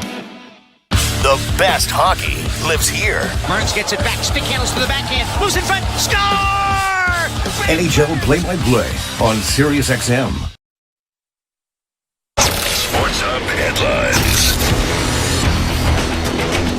All right, NHL scoreboard after 2 periods right now. Anaheim leads Buffalo 2-0. Montreal has a 3-0 lead over Carolina at the moment. It's the Flyers 5, Penguins 1, and the Flames, they're over the Capitals right now 2-0. Third period, Columbus is a 4-3 lead over Dallas. And midway through the second, Tampa Bay has a 3-1 lead over Edmonton, along with the Rangers, who have a 4-1 lead right now over the Islanders. St. Louis has a 2-0 lead over Seattle. That game entering the second period, along with the Panthers of a 1-0 lead over Nashville. And Minnesota has a 2-0 lead over the Red Wings just at the end of the first period. And later on tonight, just about to puck will drop shortly, Chicago and Utah, while the Celtics have a 95-84 lead over Toronto. Headlines: Boston Bruins bringing you the best snow day ever. Tune in Tuesday, March 11th, as the Bruins and Panthers on ice action is transformed into animation using NHL Edge data. Watch the same action happening on the ice, but in a whole new way for a one-of-a-kind game day viewing experience. Learn more at bostonbruins.com/best snow day ever. I'm Joe Murray. The third period is coming up next here on the 98.5 The Sports Hub Bruins Radio Network, driven by the versatile Honda CR-V at your local Honda dealer. Innovation is at the heart of every Polestar car, and their electric SUV, Polestar 3, is no different. From the intuitive infotainment system to its head-turning design, Polestar 3 is for drivers unwilling to compromise. That means merging a spacious, luxurious interior with the torque and handling of a sports car. Visit Polestar Boston today for competitive lease offers and book a test drive for Polestar 3 at polestarboston.com. Hi, this is Mark Bertrand from the Zolak and Bertrand Show for VA New England. I have a proud family history of military service, including my father, who served in the U.S. Army. VA New England Healthcare is the highest rated and largest healthcare system in New England. If you or a family member served honorably on active duty for 2 years or deployed or retired from the reserves in any branch, you may be eligible for benefits from VA New England. To get started, call 800-MY-VA-411 or go to va.gov and explore your veteran benefits. Town Fair Tire has the area's largest inventory of name brand tires at discount prices, including Michelin tires, which give you the perfect match, a relaxing driving experience from your vehicle, along with all-season design for superior performance that stands out from the crowd. And Town Fair stands out from other dealers with a guaranteed lowest price on Michelin tires and gives you more free services for life than anywhere. Nobody beats a Town Fair tire deal. Nobody. Name brands at discount prices. Town Fair Tire. Hey everyone, Adney and Verk here to talk about our great podcast, NHL Unscripted with Verk and Demers. Jason Demers here. After playing 700 NHL games, it turns out I have an opinion or two. Whoever's saying trade one of them, you don't know anything about hockey. I'm on the bandwagon. I'm rooting for this team. With new guests every week, we will talk about hockey and more. Can't wait till you watch this movie because it's the biggest award of her career. He went into the cheetah exhibit. The cheetah took a piece out of him, and he came into the ring the next day. Tune into NHL Unscripted with Verk and Demers, the iHeartRadio app, or wherever you get your podcasts. What a week. My kids were practicing baseball near the chandelier. My wife forgot she was making toast. And I learned that I'm no plumber.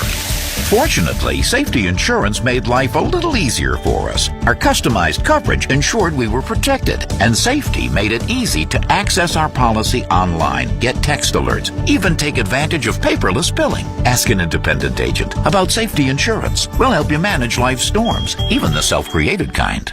DQ presents Picture This. Picture your favorite DQ treat, like a Blizzard treat, cone, shake, dilly bar, or peanut butter parfait. Now picture your favorite DQ treat right where it belongs. Your hand! Get a real DQ treat today.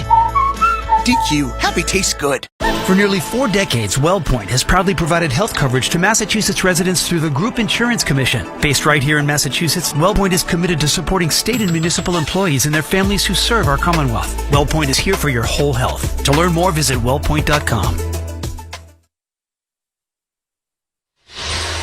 Let's pause 10 seconds for station identification across the 98.5, the Sports Hub Bruins radio network. The world's fastest game. Minor with a pass and they score! John Tavares! Sirius XM NHL Network Radio.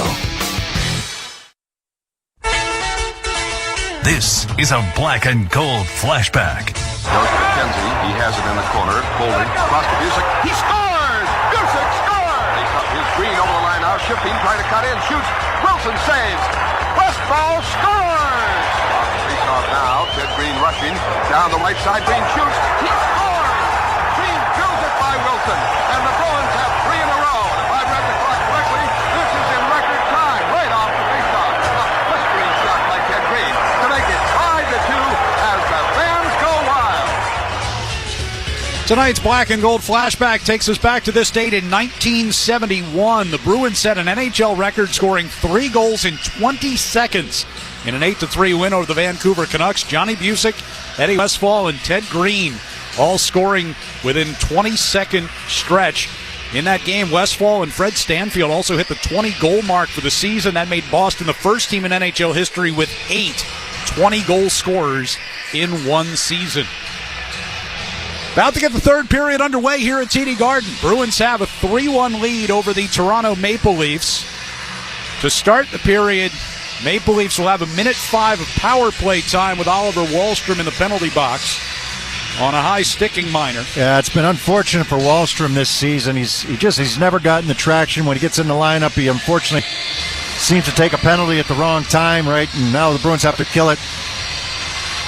He's gotten some great chances. I think it could have gone the other way for him as well if he had scored some goals early and kind of gotten on a roll. But instead, now he's fighting for ice time, fighting for just to get in the lineup on a regular basis. And the Bruins' penalty kill has been good so far. It's been solid so far. Now they have to do some more work here to start this third. Yeah, for Wahlstrom, this is just his 4th game dressed in the last 10 for the Bruins. 16th game overall since he was picked up on waivers from the Islanders. As the Leafs win the opening face-off, they're moving from right to left here in the third period. Tavares gets it into the Boston zone. Matthews trying to get it to Riley. It's picked off by Zacha. Zacha dragging it through neutral ice with Matthews hooking him from behind. Played it into the Toronto zone. Little giveaway here, and Lindholm shoots one over Stolars, who was scrambling to get back between the pipes after he had come out to play the puck. 35 to go on the Leafs power play. Tavares to Matthews, coming out into the neutral zone, gives to Nylander. Deflected pass, finds Tavares along the near boards. Centering pass picked off by Coyle and all the way down it goes. Stolars forced to play it in the crease. Cleared it away from the forechecking Marchand. Now Riley will cut it back toward the Boston line. Tavares, pass, disrupted by Marchand, came to Marner. Left circle, shoots, and scores. That one just inside the post on the glove side of Swayman, and the power play goal gets the Leafs within 59 seconds into the third. Only 6 seconds remaining on the penalty as well, and Marchand had that snuffed out. He had that played perfectly. He came right across. He was about to pick that puck off, and it ends up coming. He gets mixed up with Matthews. Matthews does a nice job of kind of screening him off just enough, and he had that. Marchand did. He had it read perfectly, and then Marner picks it up, kind of weaves his way into that left wing circle, and he rips this shot past Peak and up over top of the glove hand side, just under the bar and inside the post on Swayman. But that's a little bit of an unlucky break because Marchand had that read perfectly. Now 17 goals, 72 points on the year for Mitch Marner, 11 points against the Bruins in the 4 meetings this year. Puck around the far boards of the Bruins zone. Geekie couldn't get it out. Domi, centering pass, broken up. Patra steers it on to Geekie, coming out across his own blue line, and it ends up coming back into the zone offside here against Toronto with a minute 20 gone in the period. Get yourself organized again, right? And if you're the Bruins, it's a little bit of a different game. That's what we talked about in the second period when you had opportunities, 3 power plays to try to get something going and extend the lead to 3 goals. Instead, you give up a breakaway, you give up a 2-on-1, you're unable to extend the lead. You're not going to score on every power play, but got just a little sloppy there. And now Toronto gets one of their own. A 1-goal game here and almost a full period of play. Marchand along the far boards against Ekman Larson inside the Toronto zone. Puck pushed out of the zone and settled in the neutral ice. Carlo. So, these are the areas, right, when the Bruins talked about they give up goals in kind of bunches, right? You give up one, and then you feel the bench that deflates. And how do you react after the goal is scored? You still have a lead in the third period. And he played a good game. Now you got to figure it out again. Puck will come deep behind Stolars. He comes out of the net to play it. Both teams getting some changes done up ice. McCabe will start it from the near circle to Tavares in the neutral zone. He'll back away from Geekie. Bouncing puck, Timmins in front of the Toronto bench. Sends it rink wide to McCabe. Skates in across the Boston line. Drops it off for Holmberg along the near side board. Geekie reaching out to try to knock the puck away. Nylander's got it now in the left wing corner. Throws one toward the slot. Ricocheted into the air. Benoit going to steer it back in behind the net out in front. Tavares had a chance, but that one goes up and over the crossbar. On the near side circle, Holmberg has a shot blocked by Callahan. At the blue line, it's kept in by McCabe. Batted back toward the corner. Callahan tried to bring it back toward the near side. Got knocked down. Tavares has the puck. Holmberg picking up his stick in the slot. Puck came across, and Ekman Larson was coming in from the right point through that circle. But it was redirected away from him. Now Tavares behind the net. Centering pass. Holmberg kicking one onto his stick. And it's pushed out toward the blue line and out of the zone here by Zacha. It's it deep into Toronto territory. Both teams changed. 3:10 gone here in the third period. Riley sends it up the right side. Robertson in across the Boston line. In the back of the net. Andrew Peak first to it. Sends it around the near side. Bad hop. Here's Robertson left circle. Fan on a shot. Gets it back. Gets it back to Riley over to the far side. McCabe misfires a one-timer. Domi in the far corner challenged by Lohrei. Sends one back off to McCabe. Pass across the ice. Riley has to pick it up off the Karam, but pressured by Koepke, forced to turn over. Kastelik gets it out. In the neutral zone, Riley's pass hit an unsuspecting Domi. Leafs will settle things down at their own blue line here with McCabe. And both teams changing. McCabe passes up the right side. Here's McMahon. Shouldered by Zadorov as they go toward the far corner. Matthews wraps it up the far boards to Benoit at the right point. Shoots it across ice into the near corner. First stick on it is Carlos. McMahon near the top of the faceoff circle has it. Back to Benoit at the right point. The one-timer is scooped up by Swayman. Hangs on for the whistle. It's hockey season. It's the perfect time to replace your old boiler with a new Peerless boiler. Don't wait until you have no heat. Go to peerlessboilers.com for a dealer near you. And remember, Peerless Boilers, the world's best built boilers. Face-off coming in the Bruins zone. Marner's 17th of the year from Tavares and Morgan Riley. That power play goal at 59 seconds. For Riley, that's his second point of the game. He scored Toronto's first goal in the second period. Off the draw, here's Marner with a chance down the middle, but Carlo denied. Well, Lindholm's had his number today in the faceoff circle. Matthews went forward on that draw and then got the puck to Marner. Matthews from his own zone now. Gets it across to Marner up the right wing side. On the far circle, he floats one toward the net. Save made, and the rebound. Matthews coming down the middle. I think it was Wotherspoon got a piece of it. Matthews deals it back off the far boards. They get it to Marner, center of the blue line. To Matthews, right circle. Challenged by Lindholm, who gets a stick on that puck. Gets body position, wins the battle, and Coyle gets the puck cleared. Timmins will skate back into the Toronto zone to retrieve. 5 minutes gone here in the third period of what is now is a 3-2 Bruins lead. Up the left side comes Holmberg. Around behind the net. Peake puts a body on it. In the far corner, Nylander. To McCabe at the right point. Gives back to Nylander. From the dot. Shot. Ricochets up and out of play over the glass in the near corner. Toronto's got their push. Some momentum off the goal on the power play. Minute into the period. Now all of a sudden it's a different game. It's Toronto putting that pressure on the Bruins. They've had a couple looks, right? And Swayman made a couple good saves. It was either Marchand or Wotherspoon that got a piece of that Matthews chance back door off the rebound. Face off to the left of Swayman. Tavares wins it. Back to Ekman Larsson at the blue line with a shot knocked down in front. And taken by Geekie. He sends it out of the zone to Zacha, cutting up into the Toronto zone. Try to backhand toward the net, blocked by Ekman Larsson. Yeah, Ekman Larsson with a good stick. Geekie off the far wall to keep it alive. Into the corner. Riley and Zacha both in there. Pasternak digging for it as well.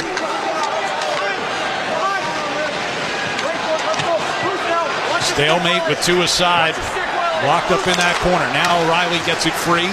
Leafs break out. Nylander up the right side. Geekie sliding on his belly, trying to knock that puck away. Nylander shoots one up over Swayman's head. Off the end boards taken by Tavares and back toward the near corner. To McCabe of the hash marks. Zacha cuts off a pass intended for Nylander. Zacha from his knee trying to get it to Peake, cut off by Lorentz. Benoit waiting for the puck along the far side in front of the Bruins bench. Back around the near side it comes. McCabe just inside the blue line. Hammers it back around. Benoit at the hash marks. Peels it off the wall. Took the shot. Swayman the save. No rebound. We've got 13:35 left in regulation. Bruins 3, Maple Leafs 2. Here on the 98.5 The Sports Hub Bruins Radio Network, driven by the versatile Honda CR-V at your local Honda dealer. MLB Network Radio gets you ready for opening day with a tour of spring training. The best time of the year. Hear interviews with all-stars. This is Mookie Betts. I'm Adley Rutschman. I'm Aaron Judge. And insights and analysis of all 30 clubs. The biggest thing here in spring camp is there's a different aura. Offensively, this guy is just a machine. Talk baseball with our experts on Channel 89 in the car. And listen to your favorite team spring training show on the SiriusXM app. The NFL's top draft prospects are ready to show their skills at the 2025 Scouting Combine. The most dynamic player in college football, Travis Hunter. And SiriusXM NFL Radio will have exclusive interviews with prospects, head coaches, and general managers as they prepare for the NFL Draft. There is a surplus at certain positions this year where, hey, if we don't get one free agency, it's pretty deep in the draft. Coverage continues all week on SiriusXM NFL Radio Channel 88 and the SiriusXM app.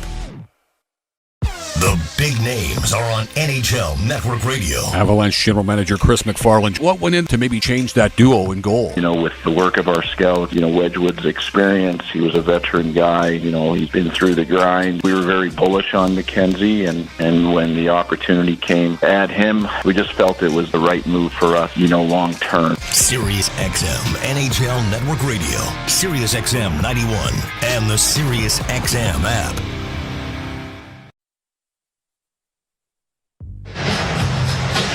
$13:35 left here in the third. Bruins have a 3-2 lead. They have 6 assists on the night. With those feeds, the Shaws and Star Market Foundation has donated another $600 to the Greater Boston Food Bank to help fight food insecurity.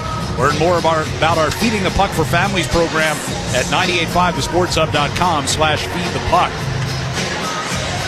Jeremy Swayman, a little worse for wear after that last shot before the break. He was a little slow in getting up, but ready to go here as they drop the puck to his left.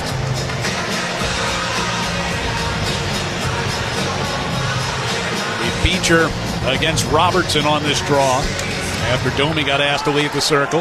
Beecher wins it. Lohrei lifts it up the far side. Kastelik in the neutral ice, sweeps it around Ekman Larsson and around behind Stolarz, who comes out of the net to play it. Riley from the near circle with a long pass ahead. Here's Robertson in across the line, shoots and scores! And just like that, the Maple Leafs have tied it at 3 here in the third. Robertson with the hot hand. He can shoot it, but he gets a little open ice here. That's all he needs coming down the left wing side. And it's a bomb to the under the glove. So that the pass comes from deep inside Toronto's zone, or just inside the blue line of Toronto's zone. It gets through the legs of Peak, and then Lohrei's coming across. But Robertson gets himself in a good shooting position coming down the left wing side. He's inside the dot as a left-hand shot, and he rips this puck. Robertson had 2 goals on Sunday in their win over Chicago. Gets another one here tonight, his 11th of the season. And we're knotted up at 3. 13-12 to go here in the third period. Marchand plays the puck in Coyle's direction. He'll send it around behind Stolarz. Well, a few shifts after Toronto scored to make it 3-2. There's Marchand in front for Lindholm, banging away at it. Stolarz looking to cover and does. First chance for the Bruins. We're just under the 13-minute mark, and it's really the first chance that the Bruins have had, because it's been all Toronto here to start this third period. Marchand down low, and then he's going to get this puck to Lindholm in front. Stolarz active, gets the ball blocker on it, the paddle down. Coyle's looking for a rebound. Toronto started the period on the power play, scored with seconds to go on it. And now the even strength goal by Robertson from Riley, and Stolarz is going to get an assist on that as well. Pasternak sends one toward the slot here, picked off. Cleared for Nylander up the right side. He overshot Tavares with a pass near the Boston line. Pasternak gets it to Geekie. From the red line, he dumps it in. Around the boards it goes to the far side. Nylander drops it back for Ekman Larsson. Timmins off the near side wall into the neutral ice. Tavares from the red line to the blue for Holmberg. Softly into the corner. Peak will move it toward Lohrei out of the far corner, and a long pass up the far side finds Geekie. Geekie steps in across the line, hands to Pasternak. Left circle shot blocked by McCabe, and McCabe sweeps the puck across the ice, but taken by Wotherspoon, threw it to the net. Geekie a chance in front, kicking around in front of Stolarz, and he'll get it covered. Geekie tried to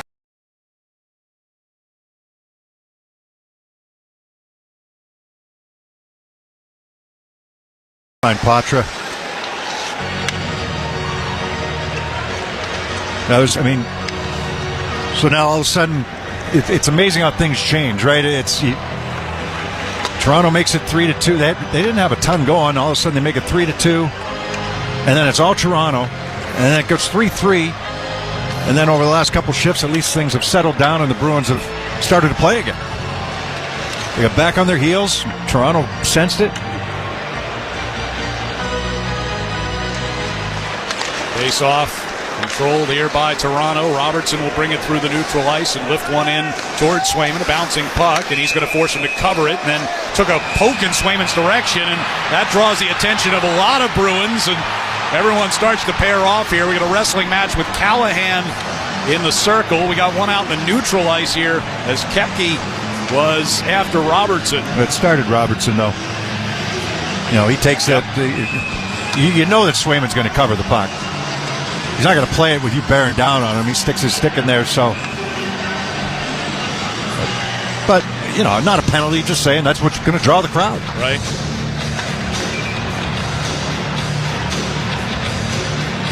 In the meantime, as we talked about, you mentioned it, we were talking between periods. The Bruins, the last 2 times, they had leads going into the third period, 1-goal leads each. They ended up losing both of those games in regulation. They now have a 2-goal lead that's evaporated here in this third period. 11:58 left to try to rectify that. Face-off will be to the left of Swayman. Toronto's got 7 shots in the first 8 minutes of this period after putting up 14 for the first 2 periods combined. Face-off, far circle. Won by Beecher. Out of the corner, Wotherspoon. Robertson kicked it off the wall. Koepke swung it into the middle for Patra. He played it off the far boards, went and got it himself. And now to Beecher.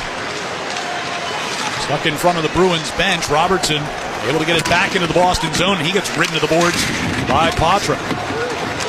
Callahan volleys one through neutral ice. Koepke able to glove it down and stumbled coming across the Toronto blue line as he tried to hurry that puck in. Ekman-Larsson finds Riley coming back the other way. He'll dump in from just inside the red line. Zadorov reverses it for Carlo. Try to get it back to Zadorov. Marner cut in front of that, but his pass out through the middle, picked off, and Marchand heads the other direction. Marchand along the near circle to Lindholm. Fakes the shot, goes down toward the goal line, sends it in front. As Zadorov was crashing in there, his shot attempt got blocked, and Stolarz covers it. Yeah, I think the initial pass was intended for Coyle, but never got through. There was a couple Leafs in the way. So there's life, and Marchand's bringing it through the neutral zone. Run a little interference there. And then Zadorov jumping in. Didn't get a great chance on it, but that puck bouncing around, Stolarz has had to track a couple here over the last few minutes that are down around his pads and bouncing around on him. Lindholm's had a good game here today. You know, he's done a lot of good things. I know that he's taken some criticism, some heat. I get it, and I realize why, but he's played a good game here today. He's had some good games where he doesn't show up on the score sheet. I know he'd love to show up a little bit more, and if you're going to make that money, you need to. Sure. With an assist earlier tonight, he's got 7 points in his last 8 games. Puck will be brought behind the net here by McMahon. Lobbed into neutral ice. Knocked down there with a high stick by Marchand. That'll draw a whistle. Fans, Bruins Hockey is brought to you by Timberline Construction, providing truly exceptional service in construction management, pre-construction, design, build, and due diligence support. Learn more at timberlineconstruction.com. Timberline Construction, exceptional, no exceptions. Face-off just outside the Boston line, and it will be Lindholm against Matthews. This matchup once again. Matthews wins this one. Benoit over to McCabe and back toward him, near side. McMahon had it batted away by Coyle. Benoit back inside the Toronto zone. Chased back deeper by Coyle. Pass up the left side. Matthews will skate it to the Boston line. Carries in across. Lindholm right in his face. Puck into the corner. McMahon will move it around the far side. Ekman-Larsson to it at the point. Shoots it back in deep. Riley in the near corner. Puck toward Marner. He and Coyle collide. Both guys go down. Behind the net, Zadorov. Around the far boards, Marchand kicks it off the wall, has it, and carries it to the red line, lifts it into the Toronto zone. Stolarz will tee it up inside of the net. Bruins changing here as Ekman-Larsson finds Nylander coming through neutral ice. Around Geekie, down the right wing side against Zacha. Nylander centering pass, denied by Laura. In the near corner, Peake puts a body on Nylander. Past the midway point of the third period, it's a tie game. Lorai up the middle for Pasternak. Couldn't handle the pass. Tavares swings it across ice. Just missed Holmberg. He gets it off to Karam and shoots one wide to the short side. Nylander was right along that near post as well. Cabe cuts off a rush back in the Toronto zone. Then gives it away. Here's Pasternak. Left circle, moves in. Scores! David Pasternak rings it off the pipe and in, and it's a 4-3 Bruins lead. Well, you talk about a goal scorer's goal. It's a turnover by Toronto, and it's a quick 2-on-1 that forms with Pasternak in the left wing circle. He's got a body going to the front of the net. He's going to freeze the defenseman. So it's McCabe who tries to go up the boards. He's going to turn it over, trying to reverse it. Timmins is the defenseman in front. Pasternak's going to bring the puck strong to the net from the left wing side. Timmins probably could have gone at him. He might have had help on the back side. It was Patra on the back side as the Bruins have changed all their lines here. And Pastrnak short side high off the bar and in. Second of the game for Pastrnak, his third point. Gives him 72 points on the year. It's his 30th goal of the season. As the puck comes into the air out into the neutral ice from the Boston end. Leafs will have it with Nyes at the red line. Skates in across the Boston line, try to drop it for Robertson, missed. And Patra near side. Ooh, he got crunched by Ekman-Larsson. What do the Bruins have now the next few shifts, right? Domi into the Boston zone, looking for help. Deals it back toward the blue line. Benoit is offside. As the puck came back out and into the zone, and they're going to send that face-off all the way back to the Toronto end here. 8:51 to go in the third. Bruins are back in front. It's 4-3 here on the 98.5, the Sports Hub Bruins Radio Network, driven by the versatile Honda CR-V at your local Honda dealer. Now's the time for a great deal on a new Honda. For a limited time, well-qualified buyers can get a 3.9% APR on a 2025 Pilot or a 2.9% APR on a 2025 Ridgeline or CR-V. Hurry into your Honda dealer today. See dealer for financing details. The Son of Baconator is only $3 for a limited time.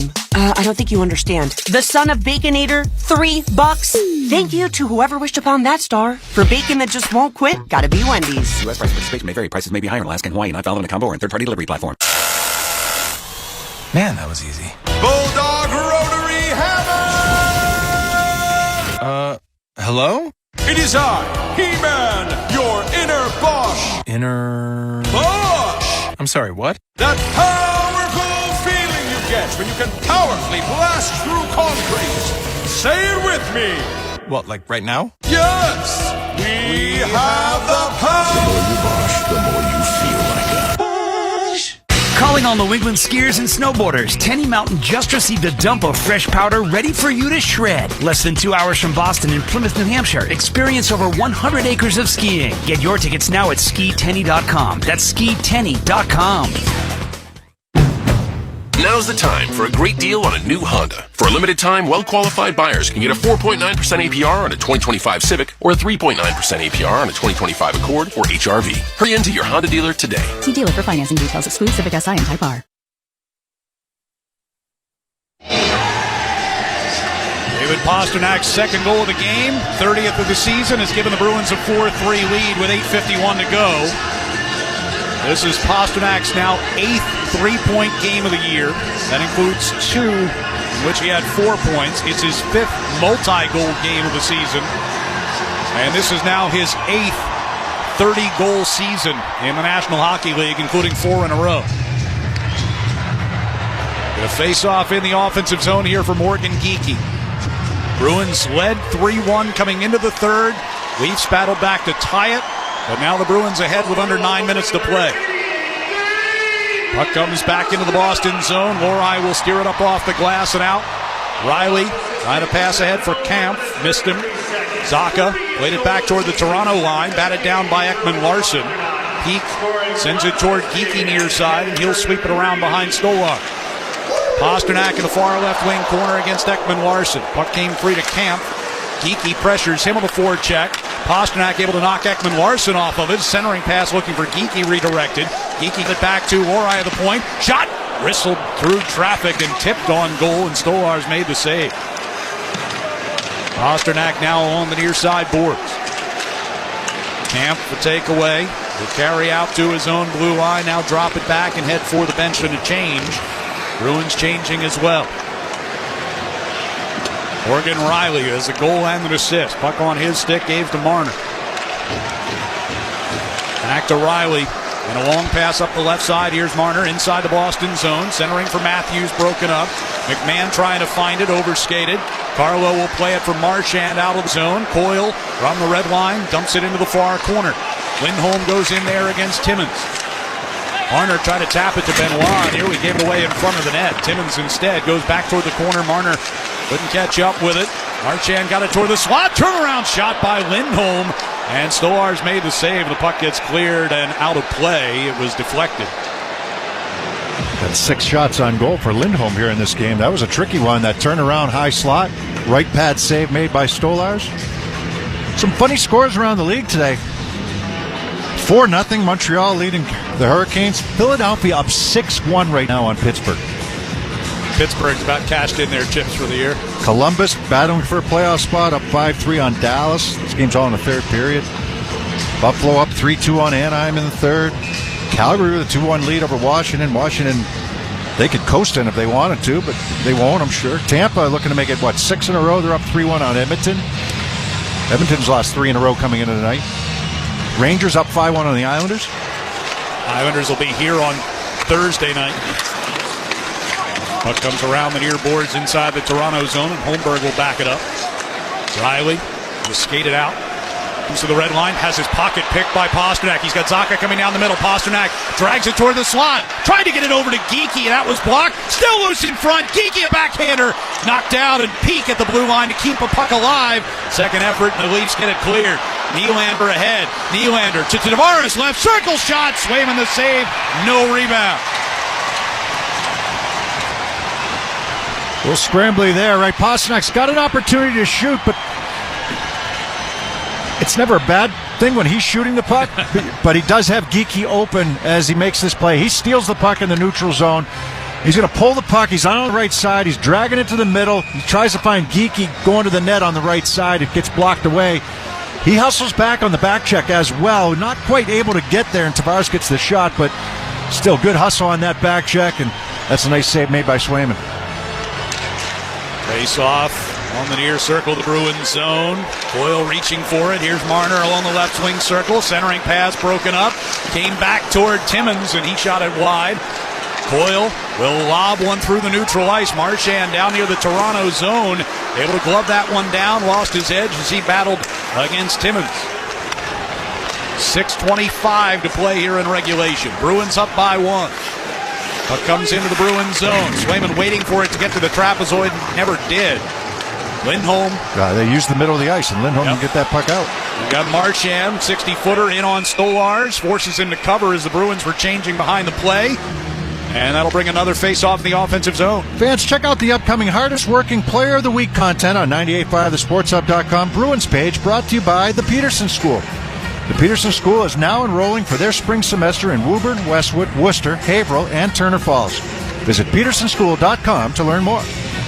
Mentioned David Pasternak's 8th 30-goal season of his career. That ties him with Phil Esposito and Rick Middleton for the most in team history.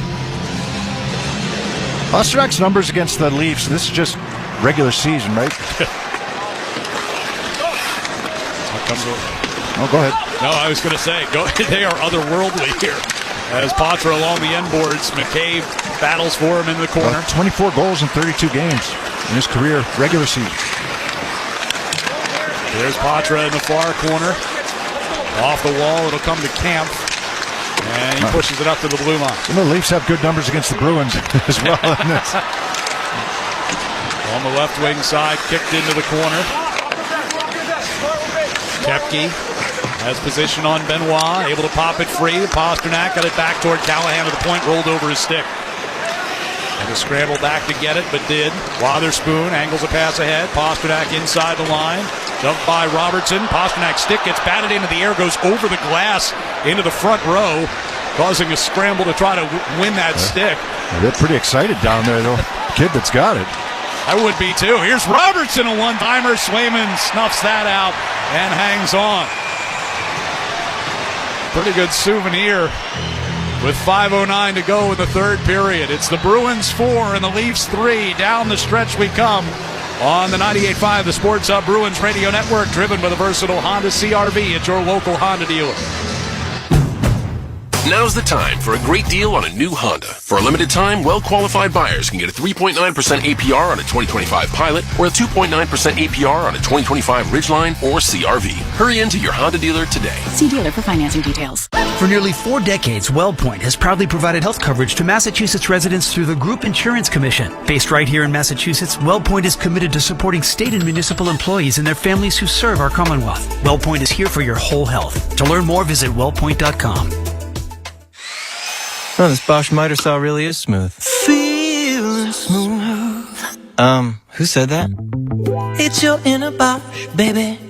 I'm that scoobity-bebop smooth feeling you get when you make smooth cuts with that moobity-mibbity-mibbity-mobbity-miter saw. So I'll just keep ski-bop sawing then?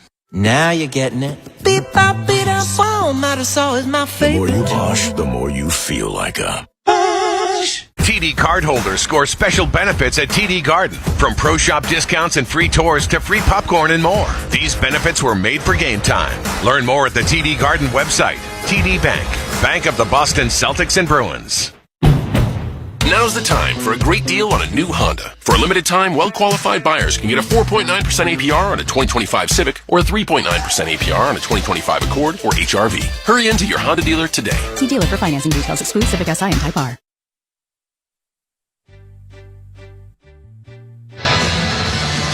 Fans, the Bruins are bringing you the best snow day ever. Tune in Tuesday, March 11th as the Bruins and Panthers on-ice action is transformed into animation using NHL Edge data. Watch the same action happening on the ice, but in a whole new way for a one-of-a-kind game day viewing experience. Learn more at bostonbruins.com/best snow day ever. 5:09 to go in the third. Bruins have a 4-3 lead. David Pastrnak was not going to let that stick get away from him that went into the crowd. He has replaced it with one of his other sticks. But it's pretty funny. He wants the one with 2 goals on it. Pretty funny sequence there. Pastrnak called the referee over. He gave him a stick, one of his own sticks. And the referee took it over to where his stick had gone into the crowd. And there's a kid in the front row that's getting all kinds of phone calls and texts right now because he's excited. And they exchanged sticks. He wanted the one, he's got 2 on right now. Kid's still excited. He's got a Pastrnak stick. Whether it's the one that did, who knows? Maybe if he scores a hat trick, he'll toss the kid the other one. On the near side boards, here's Geekie, a takeaway from Nylander. Got it to the blue line, but not out as Nylander recovered. But now Lohrei will push it out to the red line. Under 5 minutes to play. Peak had it taken by Tavares in front of the Boston bench. Holmberg deep in the Boston zone, gets knocked down by Peak. Lohrei lifts one over Riley's head, and the bouncer comes back into Toronto territory. Riley settles in behind his net as we hit 4.5 minutes to go. Long dump into the Boston zone. That's going to be an icing. That's close, but that looked familiar, didn't it? Looked like the Pastrnak yeah, they tried it in the playoffs. Tried it. Didn't quite have the angle right. He didn't. They didn't, but Bruins also got back. Zadorov read that and was able to get back at the same time, and they'll call the icing. So face-off in the offensive zone now for Elias Lindholm. Up there with Marchand and Coyle, Zadorov and Carlo. Face-off win by Lindholm. Marchand takes the puck. Wheels it toward his backhand, tried to get it in front, blocked by Riley, who volleys it out. That one's going to go, well, not going to make it for icing. A little backspin on it. No. Lorov reversed it toward the far corner. Nobody there. Matthews sent one toward the slot, out of Marner's reach. McCabe left circle. Pass for Matthews, and that gets redirected out of the zone. 4 minutes left. Matthews back across the line. Zadorov chases him to the far circle. Matthews' shot is grabbed by Swayman. No rebound. Yeah, rough shift right there for the Bruins, right? You get away with the kind of the turnover on the reverse that's not there, and then Matthews so good. He's coming down the right, kind of shading the right side. And as Zadorov reaches to try to poke the puck away, he's going to just pull it back just a hair and then go right in between the outstretched stick of Zadorov and the skate, the triangle, and get a really good chance away. He's had some good looks today that Swayman's made some saves on, and he hit a post in the first period. Talking about Matthews. Austin Matthews with multiple points in each game between these two teams that he's played in. Remember, he missed that one game when we were up in Toronto back in November. As an outlet pass comes here to Beecher, a lot of people dumps it in Toronto feel he's just been battling something all year. I mean, he was good in the Four Nations Cup, but I feel that he's just been off in a couple different areas. Tough to score 70 every year, isn't it? Right. I mean, but when you score it once, 47 points in 42 games is off for a guy like that. It is. Yeah. We got 3:17 to go here. Bruins get the puck deep. Stolarz at the back of the net. Around the far side for McMahon. McMahon lets it through the neutral ice. Knocked out of the air with a high stick by Carlo. Pasternak won't play it. Camp does, and wheels it up the left side for Lorenz. Lit up by Carlo in the near corner. Puck will come back toward Carlo. In the near circle. Puck came free. Matthews nearly had a lane to the net. Ekman-Larsson jousting with Pasternak. Lorenz over to McCabe, and his shot. Well, look at the tip by Matthews in front. Barlow reversed it around to the far side. We got 2:38 to play. Geekie played it up the wall, but not out. Lorenz gave it away. Geekie lobs it back into neutral ice. Yeah, Stolarz still in the net. Here's Matthews getting the pass across the Boston line. Matthews from a knee tried to play it toward the slot, taken away by Geekie and clear. You could see Berube pointing, saying, wait, you want to see possession after the line change by the Leafs, and they didn't get it in the offensive zone. 2:14 to go. I'm not going to pull him now. Nylander didn't get it cleanly in across. Peak will send it back out. Off of Coyle, it came to Tavares. Peak bats it away from the Boston line. And we hit 2 minutes to go. Matthews from his own blue line. He and Tavares trade it. Now Marner, pressured by Lindholm. Puck comes ahead to Riley. There he comes. Riley, left side for Tavares. Down the left circle, a shot saved by Swayman. Rebound into the corner. Puck jumps into the air, stays in play. Extra attacker on in the form of Matthew Knies. Along the near side with 1:38 to go. Puck comes into the corner. Peak able to get it behind the net. Parker Wotherspoon played it to the blue line, but not out. Tavares looking for Matthews, and Peak got a stick on that. It's the right play. Missed Lindholm on a pass. Knies to the near circle. Matthews had a chance at it and blocked by Marchand. He'll backhand it up the near boards and out. No, will not make it for icing. Marner goes back arguing as he picks up the puck. Sends a pass ahead to Riley. That looked to be offside perhaps. Matthews at the blue line keeps in. Moving in left circle. Hit the post. Second post for Matthews today. Geekie got it off the far boards. Domi has no stick trying to kick the puck to keep it in. He could not. We have a minute to go in regulation, and the Bruins up 4-3. Zaka's usually sure-handed. He had time there, and he tried to go up the middle. That puck got knocked down easily. Ekman-Larsson wheels it around the Bruins zone, taken off the far wall. A centering pass. Holmberg scores! Pontus Holmberg ties it at 4 with 46 seconds to go. Going to go upstairs from in tight. The Bruins have an opportunity here in the corner to win a battle and get this puck out of the zone. They can't do it.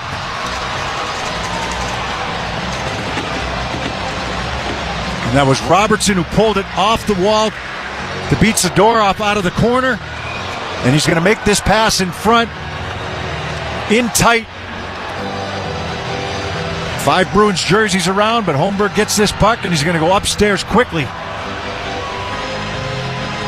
6th of the season for Pontus Holmberg, and we're even with 46 seconds left. Bruins had a 3-1 lead coming into the third. Leafs tied it at 3. Bruins got a 4-3 lead, and now that is gone. As a face-off at center ice, won by Tavares. Dumped in by McMahon at the back of the Bruins net. Swayman sent it toward the near corner. Peak pressured by McMahon. Lindholm tries to seal him off behind the net. Wotherspoon sent it around the far wall. Ekman-Larsson gave it to McMahon. His shot blocked by Wotherspoon. He and Tavares go into the far corner. 25 to go in the third period. Peak trying to push it up the boards. It came free toward the top of the face-off circle. Race for it toward the far side circle. Ekman-Larsson brings it back along the blue line. Throws one wide of the net. Right to Marner. 12 to go in the regulation. Marner from the left circle, a shot. And the save by Swayman covers it up with 9 seconds even left. I mean, he got the goal that was scored. Matthews had an opportunity right before that where he went off the post for the second time tonight. Just that pressure has just been a little overwhelming when Toronto's turned it up against the Bruins in a couple of areas. You know, Bruins had played a pretty solid game through a couple periods, and then Toronto's turned it up here in the third. Face off in the defensive zone here with 9 seconds left. It'll be Lindholm and Matthews again. Matthews wins this one. Domi from the top of the face-off circle. Back to Ekman-Larsson. Tried to throw it to the net, blocked by Marchand, sent back in on a delayed offside. Bruins will eat it and get this one to overtime. So a 2-goal lead and a 1-goal lead both evaporate for the Bruins, and they'll play 3-on-3 against the Leafs when we return here on the 98.5 The Sports Hub Bruins Radio Network, driven by the versatile Honda CR-V at your local Honda dealer. Now's the time for a great deal on a new Honda. It's time to drive smarter with high-tech features and excellent reliability. Check out the Honda Civic, Accord, or HR-V. For a limited time, well-qualified buyers can get a 4.9% APR on a 2025 Civic or a 3.9% APR on a 2025 Accord or HR-V. See dealer for financing details. Exclude Civic Si and Type R. Hey everyone, Adney and Verk here to talk about our great podcast, NHL Unscripted with Verk and Demers. Jason Demers here. After playing 700 NHL games, it turns out I have an opinion or two. Whoever's saying trade one of them, you don't know anything about hockey. I'm on the bandwagon. I'm rooting for this team. With new guests every week, we will talk about hockey and more. Can't wait till you watch this movie because it's the biggest award of her career. He went into the cheetah exhibit, and the cheetah took a piece out of him, and he came into the ring the next day. Tune in to NHL Unscripted with Verk and Demers and the iHeartRadio app or wherever you get your podcasts. The home of the Revs, the Sports Hub. We're headed to overtime here at TD Garden. Out of the 4 meetings this year, 2 of them have gone to overtime. The Bruins with a victory here on home ice over the Leafs in the extra session back in October. For Boston, this will be their 15th overtime game this season. They have won 7. They have lost 7. One of those in a shootout. The Toronto Maple Leafs going to overtime for the 8th time this year. They are the only team in the league that has not been to the shootout this season. They have a 5-2 overtime record. As I mentioned, one of those losses coming here at TD Garden. So 5 minutes on the clock, 4-4 the score. Bruins will go from right to left here in the overtime session. And they'll start with Coyle, Pasternak, and Lohrei. Coyle will be out there to take the face-off against John Tavares, who's out there with Marner and Riley for Toronto. Ready to go.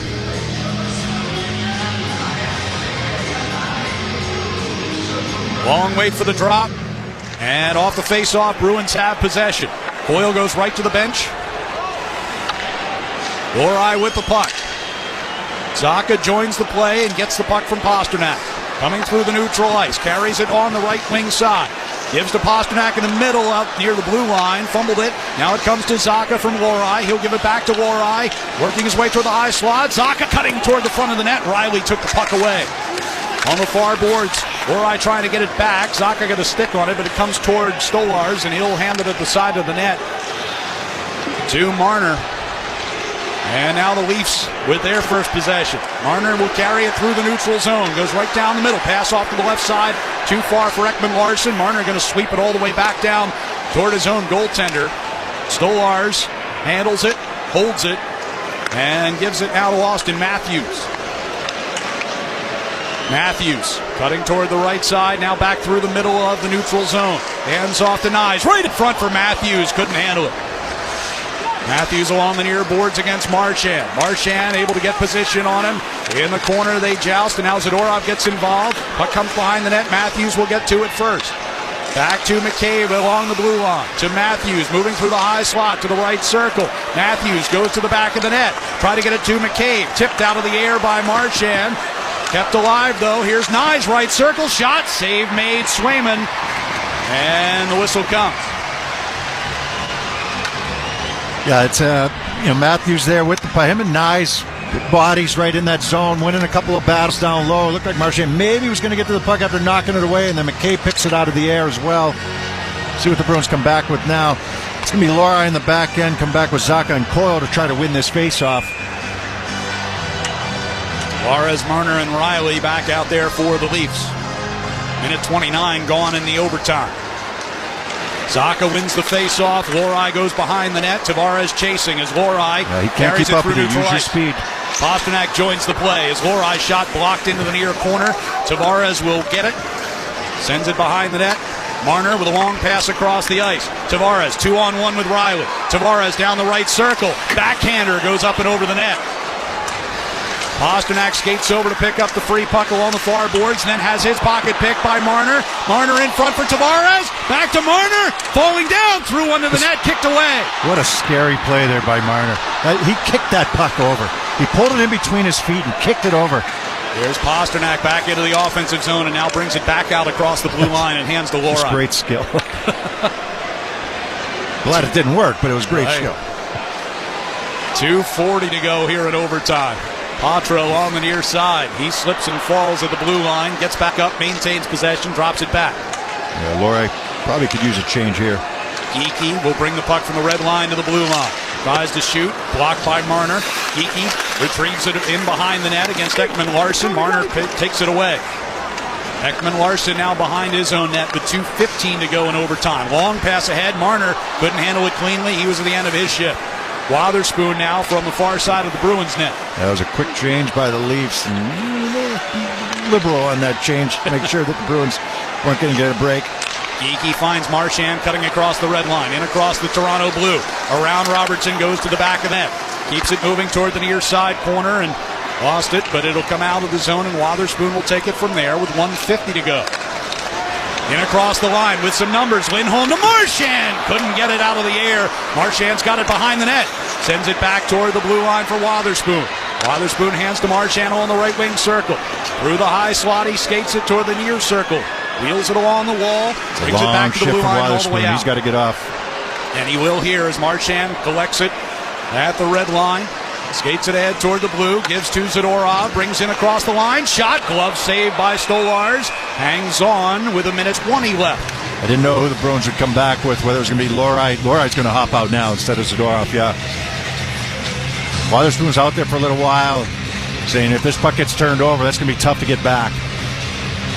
And he made that change. See if somebody calls a timeout here. Zadorov's in good shooting position. He's got Robertson playing D. Try to use him as a screen, but a good save by Stolars. Offensive zone face-off now. Zacha, Pasternak, and Lori, the threesome for the Bruins. Matthews, Marner, and Riley for Toronto. Here, circle down to our left, the face-off with 80 seconds to go here in overtime. Off the face-off, puck pulled toward the near boards, but Marner will bat it back behind his own net. Riley pressured into the far corner by Zacha. Pasternak a takeaway behind the net. Trying to drag it out in front. Backhands it back toward the point man, Lori. Lori, top of the right circle. Drags around Matthews. Goes right in front. Stolars made the save. Lori went crashing into him. Stolars a bit slow in getting up. Has no stick. Scramble for possession here out of the blue line. Lori can't keep it in. It's a breakaway for Marner. Marner skating in slowly. Goes to the forehand and scores. And the Toronto Maple Leafs win it in overtime, coming from 2 goals down in the third period, then coming from a goal down, and they win it 5-4.